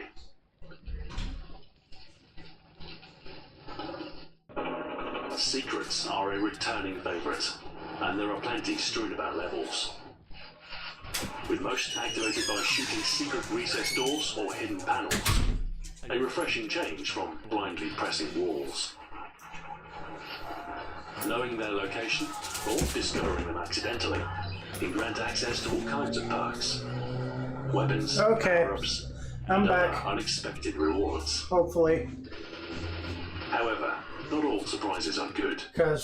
Between wall-mounted nail guns, portcullises, guillotines, stakes, crushing ceilings, and spike walls, plenty of opportunities for punishment await the less observant. Traps drive home the unfriendly atmosphere of the game. Torturous chambers that only the strong might survive. While Doom had no shortage of toxic waste balls or lakes of lava, they behaved as damaging floor. Whereas in Quake, you could plunge into the watery depths, complete with a sinusoidal screen distortion. A major feature of some levels, the murky depths conceal many secrets, but also impose a time limit on your exploration. Linger longer than your breath can hold, and you'll start to choke. Slime and lava pools also feature, but swimming in those is particularly ill-advised. Another major enhancement was to the level interactivity. The use key absent, with the spacebar now serving as jump. Instead, buttons and doors are actuated by simply walking into them. Intuitive, if lacking the positivity of the key press. Interactive elements were made more dynamic too. Buttons physically depress, instead of Doom's simple texture change. And doors now split elegantly in the middle, parting horizontally as you pass through. The ability to move objects horizontally opened up the potential for travelling platforms, as well as straightforward elevators, capable of carrying the player on a set path through a level, much like a primitive version of Half-Life's trams. Some of Quake's levels took unique advantage of the engine's physics, to quite novel results. Ziggurat Vertigo toned down the gravity for a lunar experience of long grenade arcs, and where jumping leads to protracted hang time. The level is accessible via a hidden entrance, entirely missable for many, and one of 4 such secret levels, one for each episode. The most irregular level found in regular rotation are the wind tunnels, a series of interconnected tubes that transport the player to different areas via pneumatic means. While not all of Quake's levels are so novel, its designs yield no shortage of surprises. Amongst the most interesting aspects are its enemies. With a focus on combat, most of your attention will be directed towards them. And, as befits the mood, even the most mundane have a sinister edge. The Groats are corrupted humans, fodder for cannons, easy to kill, but like most of your opponents, relentlessly hostile. Found in groups, often alongside their dogs of war, neither they nor their masters pose too much of a threat, serving as target practice, an introduction for nastier foes. The Enforcers are tougher, shooting powerful lasers, and their humanity masked by hermetically sealed armor. And although muffled, their cries are the only such uttered in English. Freeze! You there! Stop! Quake's monsters come into their own once you plunge the depths of medieval castles, away from the commonly spied sci-fi bad guys, and into a new macabre realm. Ogres are an anachronism in action, a mythical monster wielding both chainsaw and grenades. Get too close, and the chainsaw will rip and tear. Stray too far, and his grenades will keep you busy. The trick is to bait his close-range attack, then retreat out of range, leaving the ogre temporarily defenseless. The knights are straight out of the Middle Ages. Donning plate armor, armed with a sword and a bad temper, they make a beeline straight forward to once spotted. I like it. Although relatively easy to kill, they appear in groups and can be very dangerous should they trap you in close quarters. Particularly the beefier Death Knights, who can also harass you at range with their magical attack. The most unique of Quake's enemies are its most powerful, eyeless abominations that exploit a Lovecraftian influence. A departure from the terrestrial, the Scrag is an otherworldly wizard, capable of silent flight and utters only a whisper as it floats to attack. The loudest sound you'll hear are your own screams as its magical barbs strike. The Fiend is more direct, a sinewy beast capable of grand leaps, with two limbs that serve no other purpose but evisceration. They're fast and deadly if they reach you, thus a top priority to kill, even in the presence of tougher creatures. Retreating becomes an important strategy. With limited ability to deal damage, and the possibility of becoming rapidly overwhelmed, Quake's combat demands that you sometimes seek the better side of valor. The three-legged Vors, also known as the Shalrath, don't just ask for caution, they demand it. Their powerful explosive orbs will track you relentlessly, and upon contact deal significant damage. So attacking the source becomes a delicate game of hit and run. First, deal as much damage as you can, and then lure the inevitable homing missile into a wall where it will detonate safely. With patience, you might emerge unscathed, if humbled. Lesser seen, but often feared, the Spawn are a dangerous opponent exclusively found in levels from the Elder World. A mysterious blob that erratically bounces towards you, tough to hit and dangerous in death, exploding violently as it succumbs to fire. Added late in development, the Spawn is the least well-realized foe, but its presence is nonetheless unsettling. Perhaps the most powerful beast amongst Quake's ranks is the Shambler, a shaggy-coated eyeless terror that lurks in dark spaces, with unquenchable anger and an ability to shrug off even massive damage. Fighting the Yeti-like beast exercises all aspects of the game's combat. You must keep your distance, stay on the move, and use cover effectively. Get too close and you'll be torn to shreds by its claws. Spend too long in the open and its electric attack will quickly whittle your health. The Shambler's impressive capacity for damage and resistance to explosives means you're in for a long fight. Make too many mistakes, and its endurance will outpace your own.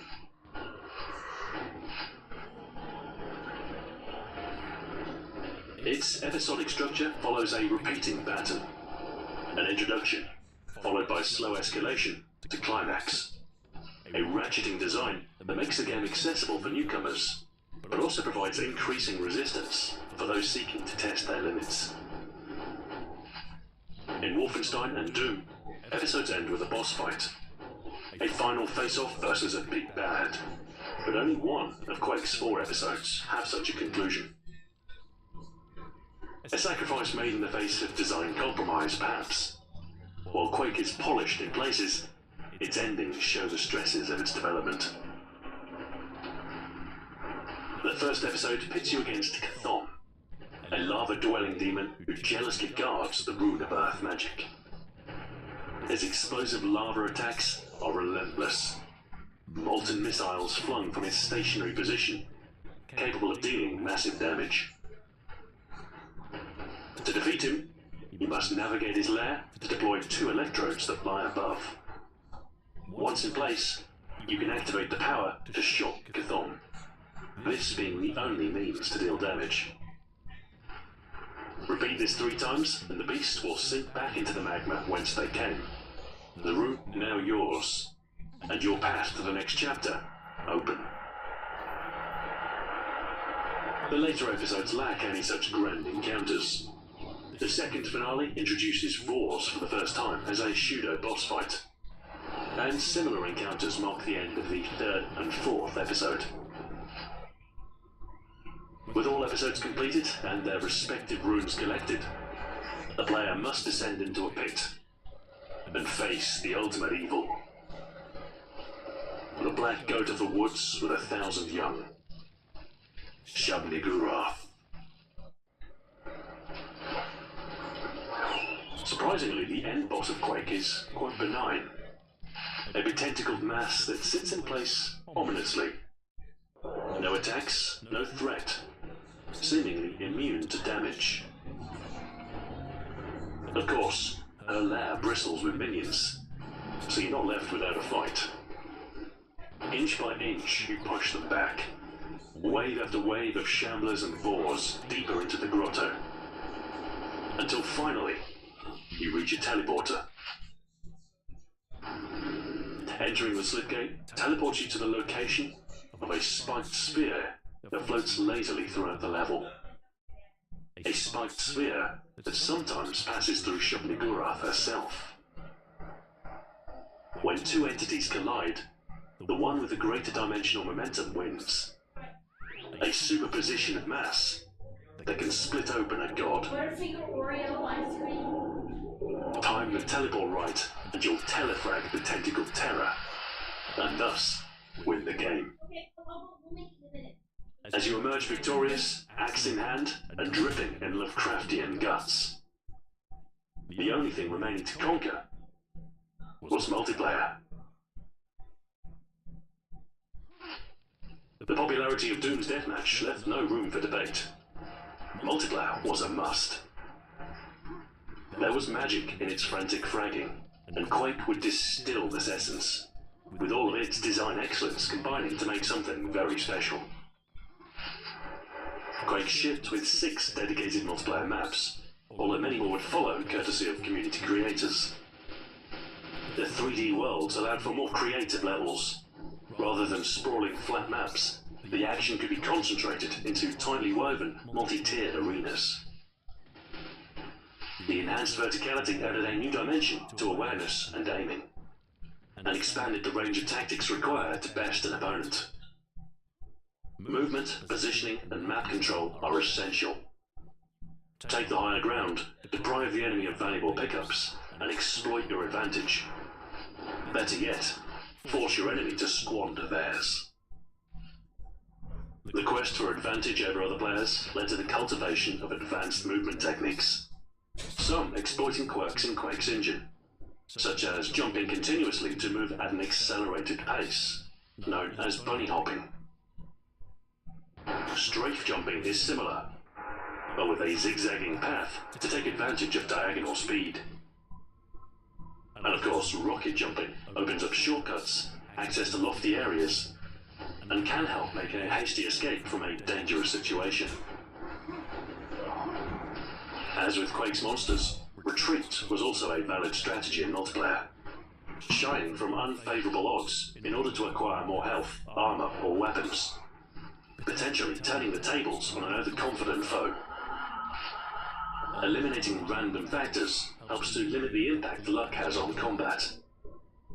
With weapons dealing predictable damage, and with consistent accuracy but non-zero travel time, the player's ability to deal damage is rooted in skill alone. Anticipation, aim and awareness are the keys to success. Without these, neither the most powerful weapon nor the most resistant armour will save you. Quake's basic recipe was very easy to pick up. Shoot the other players until they die. But advanced strategy, the metagame and overall nuance meant that getting good could take a lifetime. Fast, fun and competitive. The perfect recipe for an arena FPS, and a bold hammer blow in the forging of the genre. Quake might have been half-baked on some single-player fronts, but the purity of its deathmatch shone. A flash of brilliance, but could the critics accept its flaws?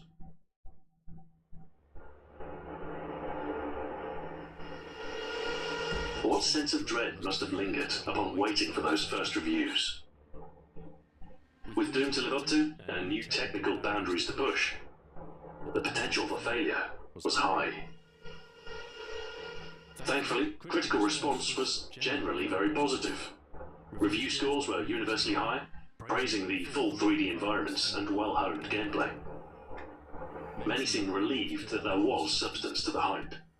The bar raised a little higher, and a new thrill for fans of the emerging category. The press were generally kinder than the fans, with the most ardent not afraid of expressing their complaints online. Most negative responses focused on the lack of innovation, the reluctance to tread too far from Doom's formula, and the environments, while atmospheric, were more monotonous and far less interactive than those seen in Duke Nukem 3D. In hindsight, the most frustrating aspect of Quake is its failure to fully exploit its setting, and the potential of its original design.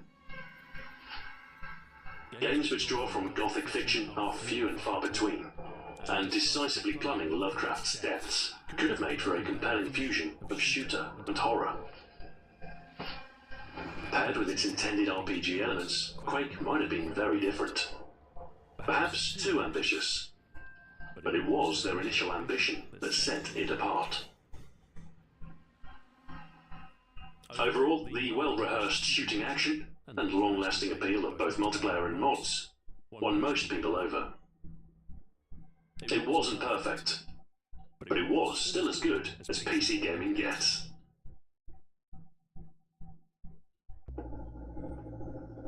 Quake saw a number of different clients after its initial release.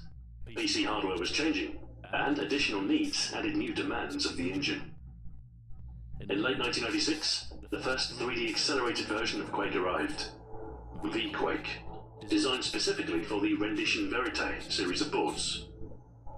While the chipset did offer a considerable upgrade to performance over software rendering, the proprietary API threw up a new set of challenges, and the emergence of a large variety of alternative cards led Carmack to express a preference for open standards, such as OpenGL. GL Quake arrived in early 1997, with support for the ascending standard API, and hence a broader range of accelerator cards. OpenGL, along with DirectX, remain the standard APIs for 3D graphics today. Multiplayer was another aspect of the game with evolutionary pressure. While Quake worked flawlessly over a LAN connection, it lacked some essential features for internet play. The release of Quake World rectified this, with revamped netcode, including client-side prediction, which meant that the game no longer had to wait for server confirmation before processing player input. a boon for high latency connections such as those made via dial-up modem. In the wake of Windows 95, Microsoft were keen to push the gaming potential of their new operating system. Most games prior would quit Windows to free up RAM and run in MS-DOS instead. WindQuake used Microsoft's new DirectX APIs to deliver 3D graphics directly on the desktop, something we take for granted today. Few games have seen as much development post-release as Quake. This stands testament to how dynamic the PC gaming scene was at the time.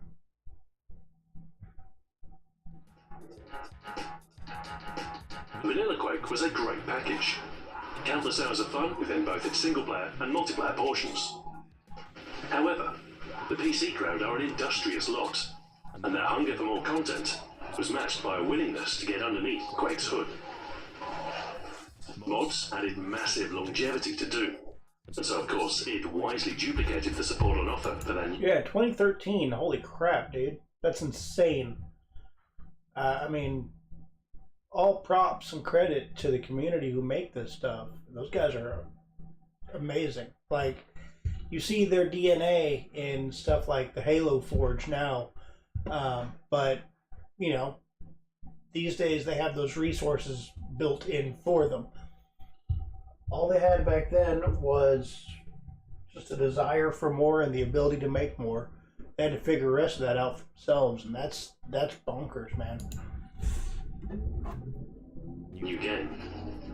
What followed was a thriving community of creators. Soon, players would be spoiled for choice in maps, tweaks, bots, and total conversions. Quake released with only 2 multiplayer modes, cooperative and deathmatch. And so, some mods sought to implement new rules to expand the game types on offer. One of the most popular early mods was 3 Waves Capture the Flag, an introduction of team play and an objective to competitive multiplayer. The addition of a grappling hook also expanded available movement options, speed in transit across gaps, and depth deployment able to swing you out of trouble. An addition later mirrored with Unreal Tournament Translocator. Assault the enemy base, take their flag, and get back home safely. Games are full of tense moments and demand a large amount of team coordination. Today, Capture the Flag is a staple game mode, an essential facet of any competitive FPS. Some mods were more ambitious, no mere tweak, but the creation of an entirely new game built on the base of another.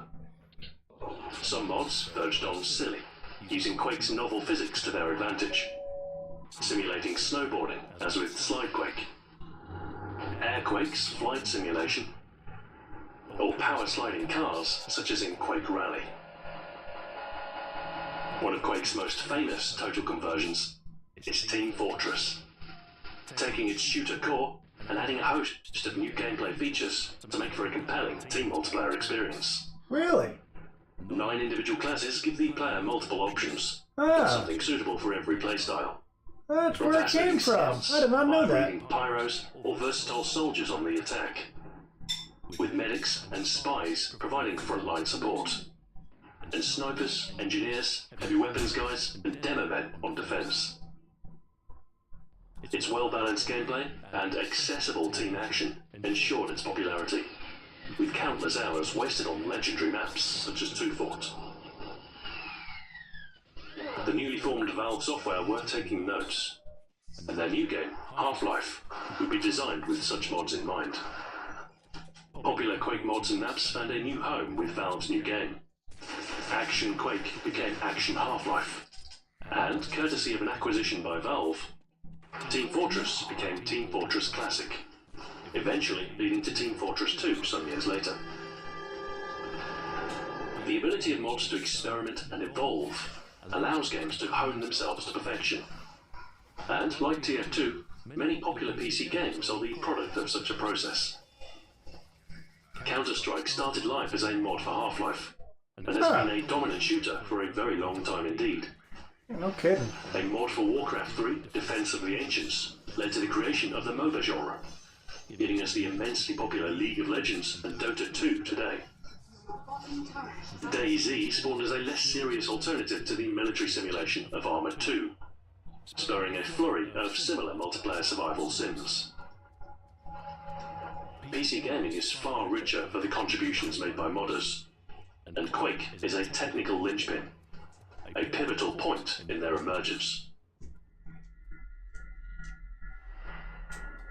Of course, the IBM compatibles didn't have all the fun. Like Doom, Quake was ported to a wide range of other platforms. Linux and SPARC Solaris were the first alternatives, a simple leap from the Unix-based workstations used to develop Quake. A commercial port for the Mac followed in 1997, and even the largely deceased Commodore Amiga saw an official version in 1998. The console wars for the 32-bit generation had fallen off.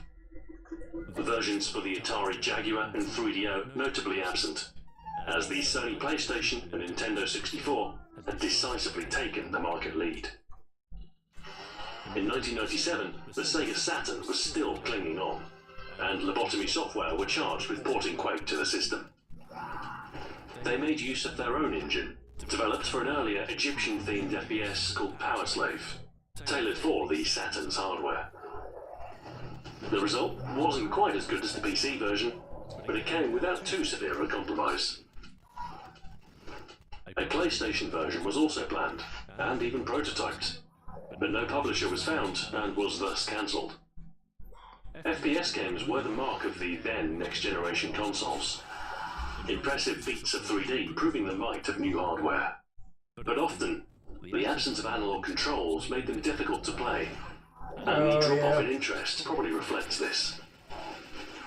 That's fair. The Nintendo 64's analog stick made for a far better experience in navigating 3D worlds, and, like Doom 64, its version of Quake was more confidently executed. Some levels were cut due to space and memory constraints, but otherwise, the features stack up. The use of colored lighting and bilinear filtering of textures gave the game a smoother look, akin to GL Quake on PC. In December 1999, John Carmack released the source code for Quake and Quake World, a Christmas present to the world, and a chance for any platform powerful enough to compile their own version. The first of 2 official mission packs arrived in 1997, Scourge of Armageddon. With 3 new episodes, new enemies, weapons, power-ups, and music, there was another slice of Quake action with a twist of new creativity. It was developed by Hypnotic Interactive, who would later go on to create games such as Sin and Heavy Metal FAKK 2 as Ritual Entertainment. Another mission pack, Dissolution of Eternity, followed shortly after the first, this time developed by Rogue Entertainment. With 2 episodes and a similar wealth of new content as the first expansion, including the introduction of ammo variants, those seeking a new challenge were well catered for. Meanwhile, id were gearing up for their next game, with a far quicker turnaround this time. Quake's sequel would arrive towards the end of 1997. Of course, it was never supposed to be called Quake 2. It wasn't a direct sequel, instead the start of something new. But the Quake name was eventually adopted when no alternative could be agreed upon. A departure from the gothic medieval magic themes, Quake 2 was pure science fiction. A romp through an alien world, and the introduction of a cybernetic enemy called the Strogg. As the FPS genre evolved, simply throwing the player into combat wasn't good enough. As games gained the ability to construct new universes, the need for a narrative followed.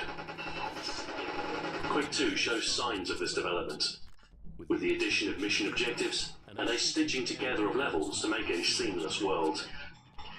A shift towards experiential storytelling, such as that executed in Half-Life and Medal of Honor. However, Quake was never really about storytelling, and in a return to gameplay-focused form, the end of the millennium saw the release of what might be the greatest arena FPS ever. Quake 3 Arena. A sole multiplayer focus meant that there was no single-player baggage to slow it down, aside from the addition of bots. A variety of arenas, ranging from gothic castles to industrial facilities, peppered with power-ups and populated with players.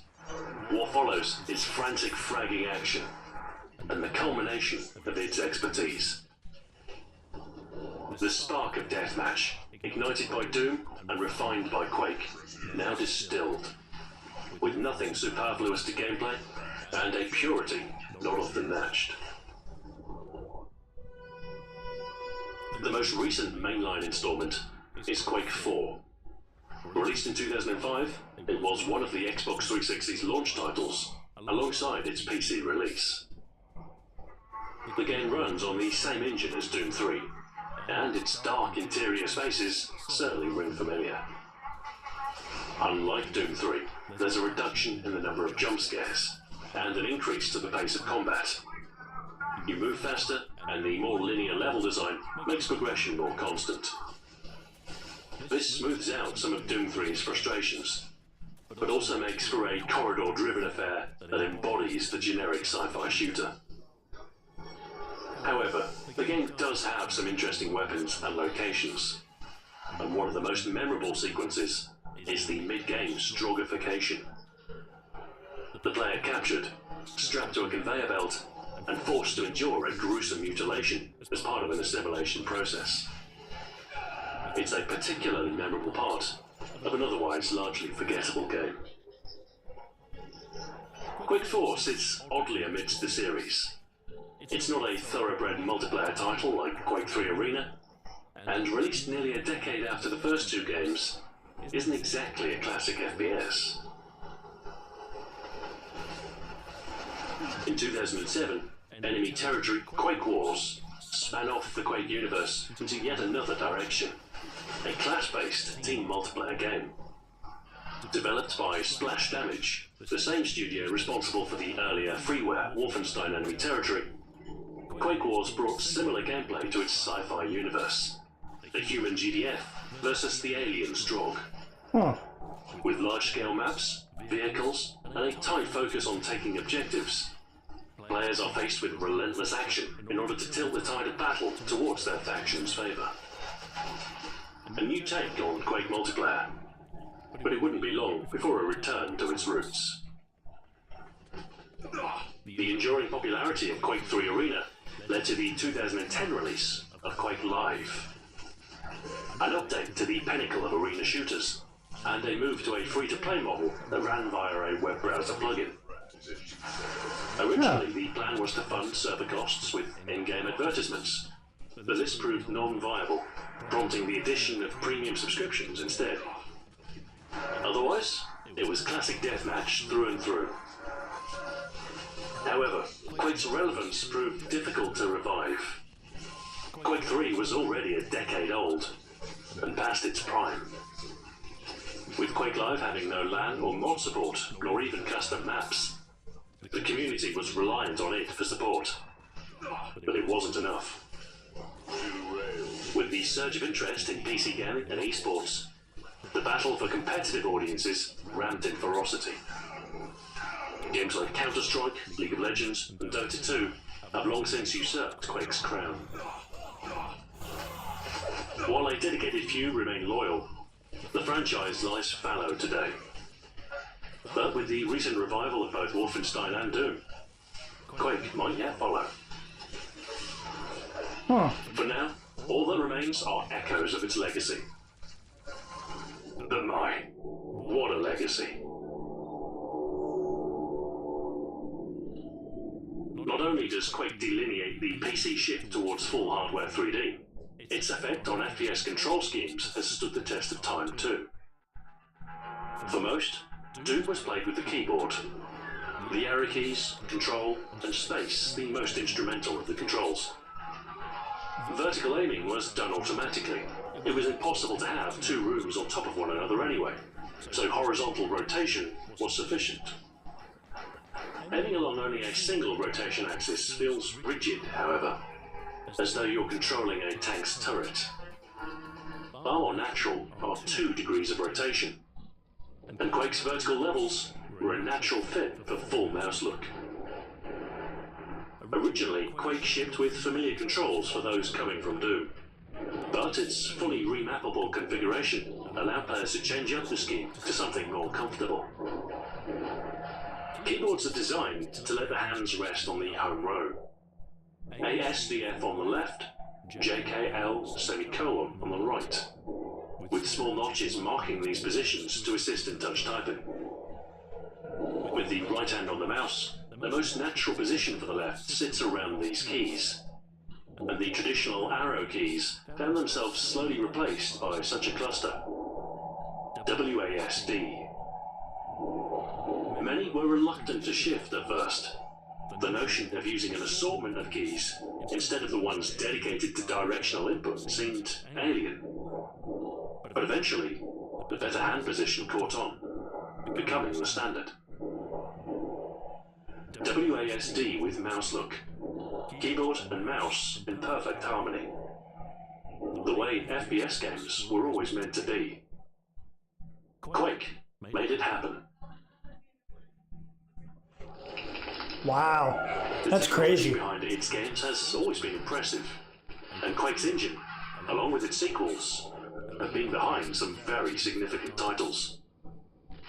Quake's original engine was only used for a handful of titles: Hexen 2, Malice, X-Men: The Ravages of Apocalypse, and Laser Arena. It was the later derivatives that had greater impact. The Quake World engine was adopted and modified by Valve as the Gold Source engine, powering Half-Life and its mods such as Counter-Strike, and providing a technical base for the later Source engine. Quake 2's engine would power Heretic 2, Sin, Kingpin, Soldier of Fortune, and Iron Storm's early games. Quake 3's tech took its place, providing the backbone for Return to Castle Wolfenstein, Star Wars Jedi Knight, American McGee's Alice, Medal of Honor Allied Assault, and the majority of the Call of Duty series. Huh. God damn. Claim to rival Quake's engine's impact. Yeah. And while the new Epic Tech versions don't see the same scale of use, the lineage of many popular engines today can be traced to the same origin. Its relevance extends to more than just games too. The modability and flexibility of its engine encouraged the growth of an entirely new art form: machinima. Oh, yeah. Capturing video footage of gameplay was a difficult task in the 90s. A time before FRAPs, affordable hardware capture, or GPU-integrated recording.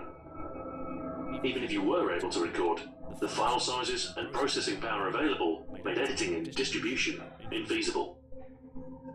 A 3 MB MP3 was a sizable download worthy of a coffee break. Never mind the hundreds of megabytes a video might be. Quake had a solution. Originally implemented in Doom, an ability to record and play back gameplay in-engine, in a compact form known as demos. Players could use this functionality to show off their skills, both in multiplayer and single-player, from documenting frantic fragfests to providing indisputable proof of an incredible feat. One such spectacle was speedrunning. A simple motion God. to complete the game in as short a time as That's possible. right. Oh, man. A culmination of all the movement tricks learned in other facets of the game. Rocket jumps, bunny hopping, and other such exploits to shave seconds of each level run. A community effort led to the compilation of Quake Done Quick in 1997. A flight through all of Quake's episodes in just under 20 minutes.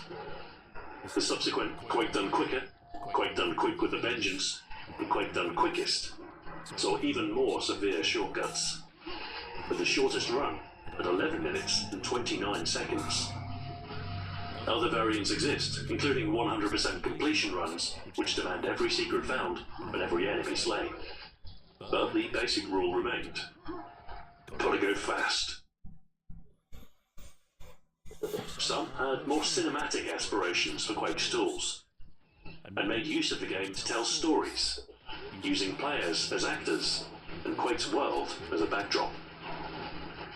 Diary of a Camper was an early Quake movie that made use of a variety of features in concert.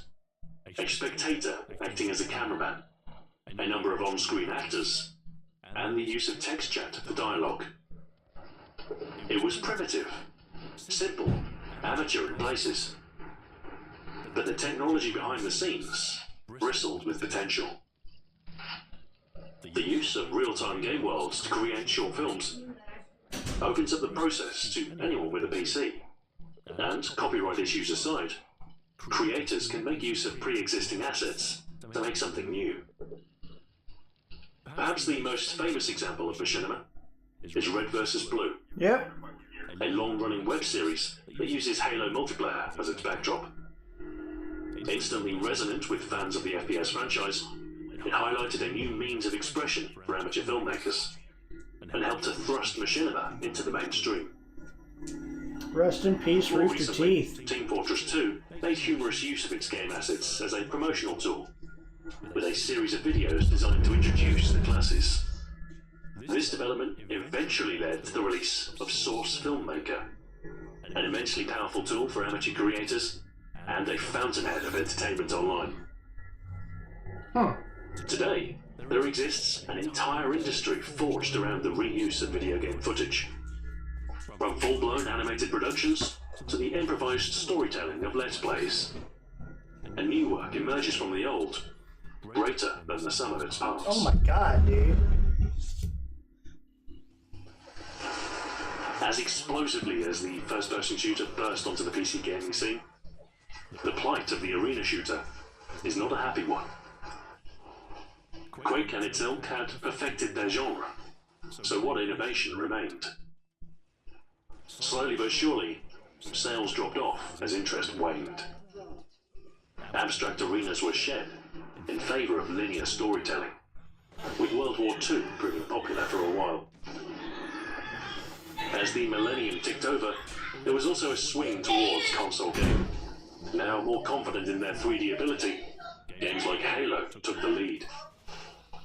Shooters slowed down to better compensate for console controllers, and cover mechanics were introduced in lieu of dodging projectiles.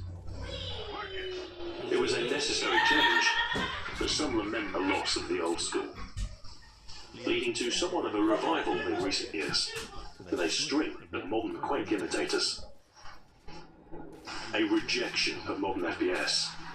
No more quick-time events, waist-high cover, linear corridors, endless cutscenes, and you are hurt, take cover. Instead, a return to the breakneck pace of the classic arena shooter. Yep. No loadout advantages, just pure and competitive shooting action. It's not quite the same as it was. A pang of nostalgia for late nights spent illuminated by a CRT monitor, endless deathmatches in familiar walls, punctuated by the dial-up tones of a 56K modem. But to evoke those feelings is almost as good as reliving them. The definitive FPS. Deathmatch, modding, machinima, speedrunning, esports. A game that gave us many gifts, but Quake took its toll on it. Keeping pace with a rapidly evolving industry while living up to their earlier success placed undue stress on the small team. While they still exist today, what remains is a far cry from the innovation powerhouse that produced Doom and Quake. Sandy Peterson, champion of the Lovecraft influence, left it after Quake to join Ensemble Studios, where he worked on games such as Age of Empires. American McGee was let go after the completion of Quake 2, and later joined EA and Rogue Entertainment to create American McGee's Alice, a gothic twist on a fairy tale classic. John Romero left after Quake. Eager for more creative challenge, he co-founded a new studio called Iron Storm with Tom Hall. The studio's first project was the ill-fated Daikatana, an ambitious game that languished too long in development, had unfortunately arrogant advertising, and ultimately performed poorly. Paul's project was Anachronox, a cyberpunk RPG with a strong emphasis on story. Similarly stricken by delay, tarnished by association with Daikatana, and sadly overlooked. Ironstorm went on to greater things, however, bringing in Warren Spector of Wing Commander and Ultima fame, leading to the creation of one of the greatest PC games of all time, Deus Ex. More recently, Romero has teamed up once again with Adrian Carmack, with the intent of making a new FPS, Black Room. Made in the classic shooter mold, and with two of the minds behind Doom and Quake at the helm, a potential revival awaits the optimistic. Okay. John Carmack remained with id as a technical director, cultivating the id Tech engine with iterative improvement. From the per-pixel lighting of Doom 3 to the mega textures used in Rage. Id's output drastically slowed down, however, with modern games taking exponentially longer to develop. There have only been 4 games from it in the last decade. In 2013, Carmack left id for Oculus, a chance to take the reins on a new frontier: virtual reality. The future of computer graphics, and an opportunity to innovate once more. Its heyday might be behind us. They are far less dynamic now than during that tumultuous time in the 90s. But their impact on PC gaming continues to resonate today. Wolfenstein, Doom, Quake. An indelible legacy. An industry forged. An unholy trinity that spawned a genre and changed games forever. Perhaps Quake didn't quite live up to Doom's expectations, but it gave us more than we ever wanted. Thank you very much for watching, and until next time, farewell. Alright. That's really cool, man. I learned a lot, man. I can honestly say that. I had no idea that Quake was so influential in just about all of modern gaming. That's bonkers. That's so crazy, man. Genuinely. Like, I had no idea. That was cool to learn. Big shout out to Scott for suggesting it. But, yeah. We'll be doing this again on Monday. We try to stream every Monday. So, please try to come in, pop in, check us out, hang out with us for a little bit. While we just kind of hang out and watch YouTube. It's fun.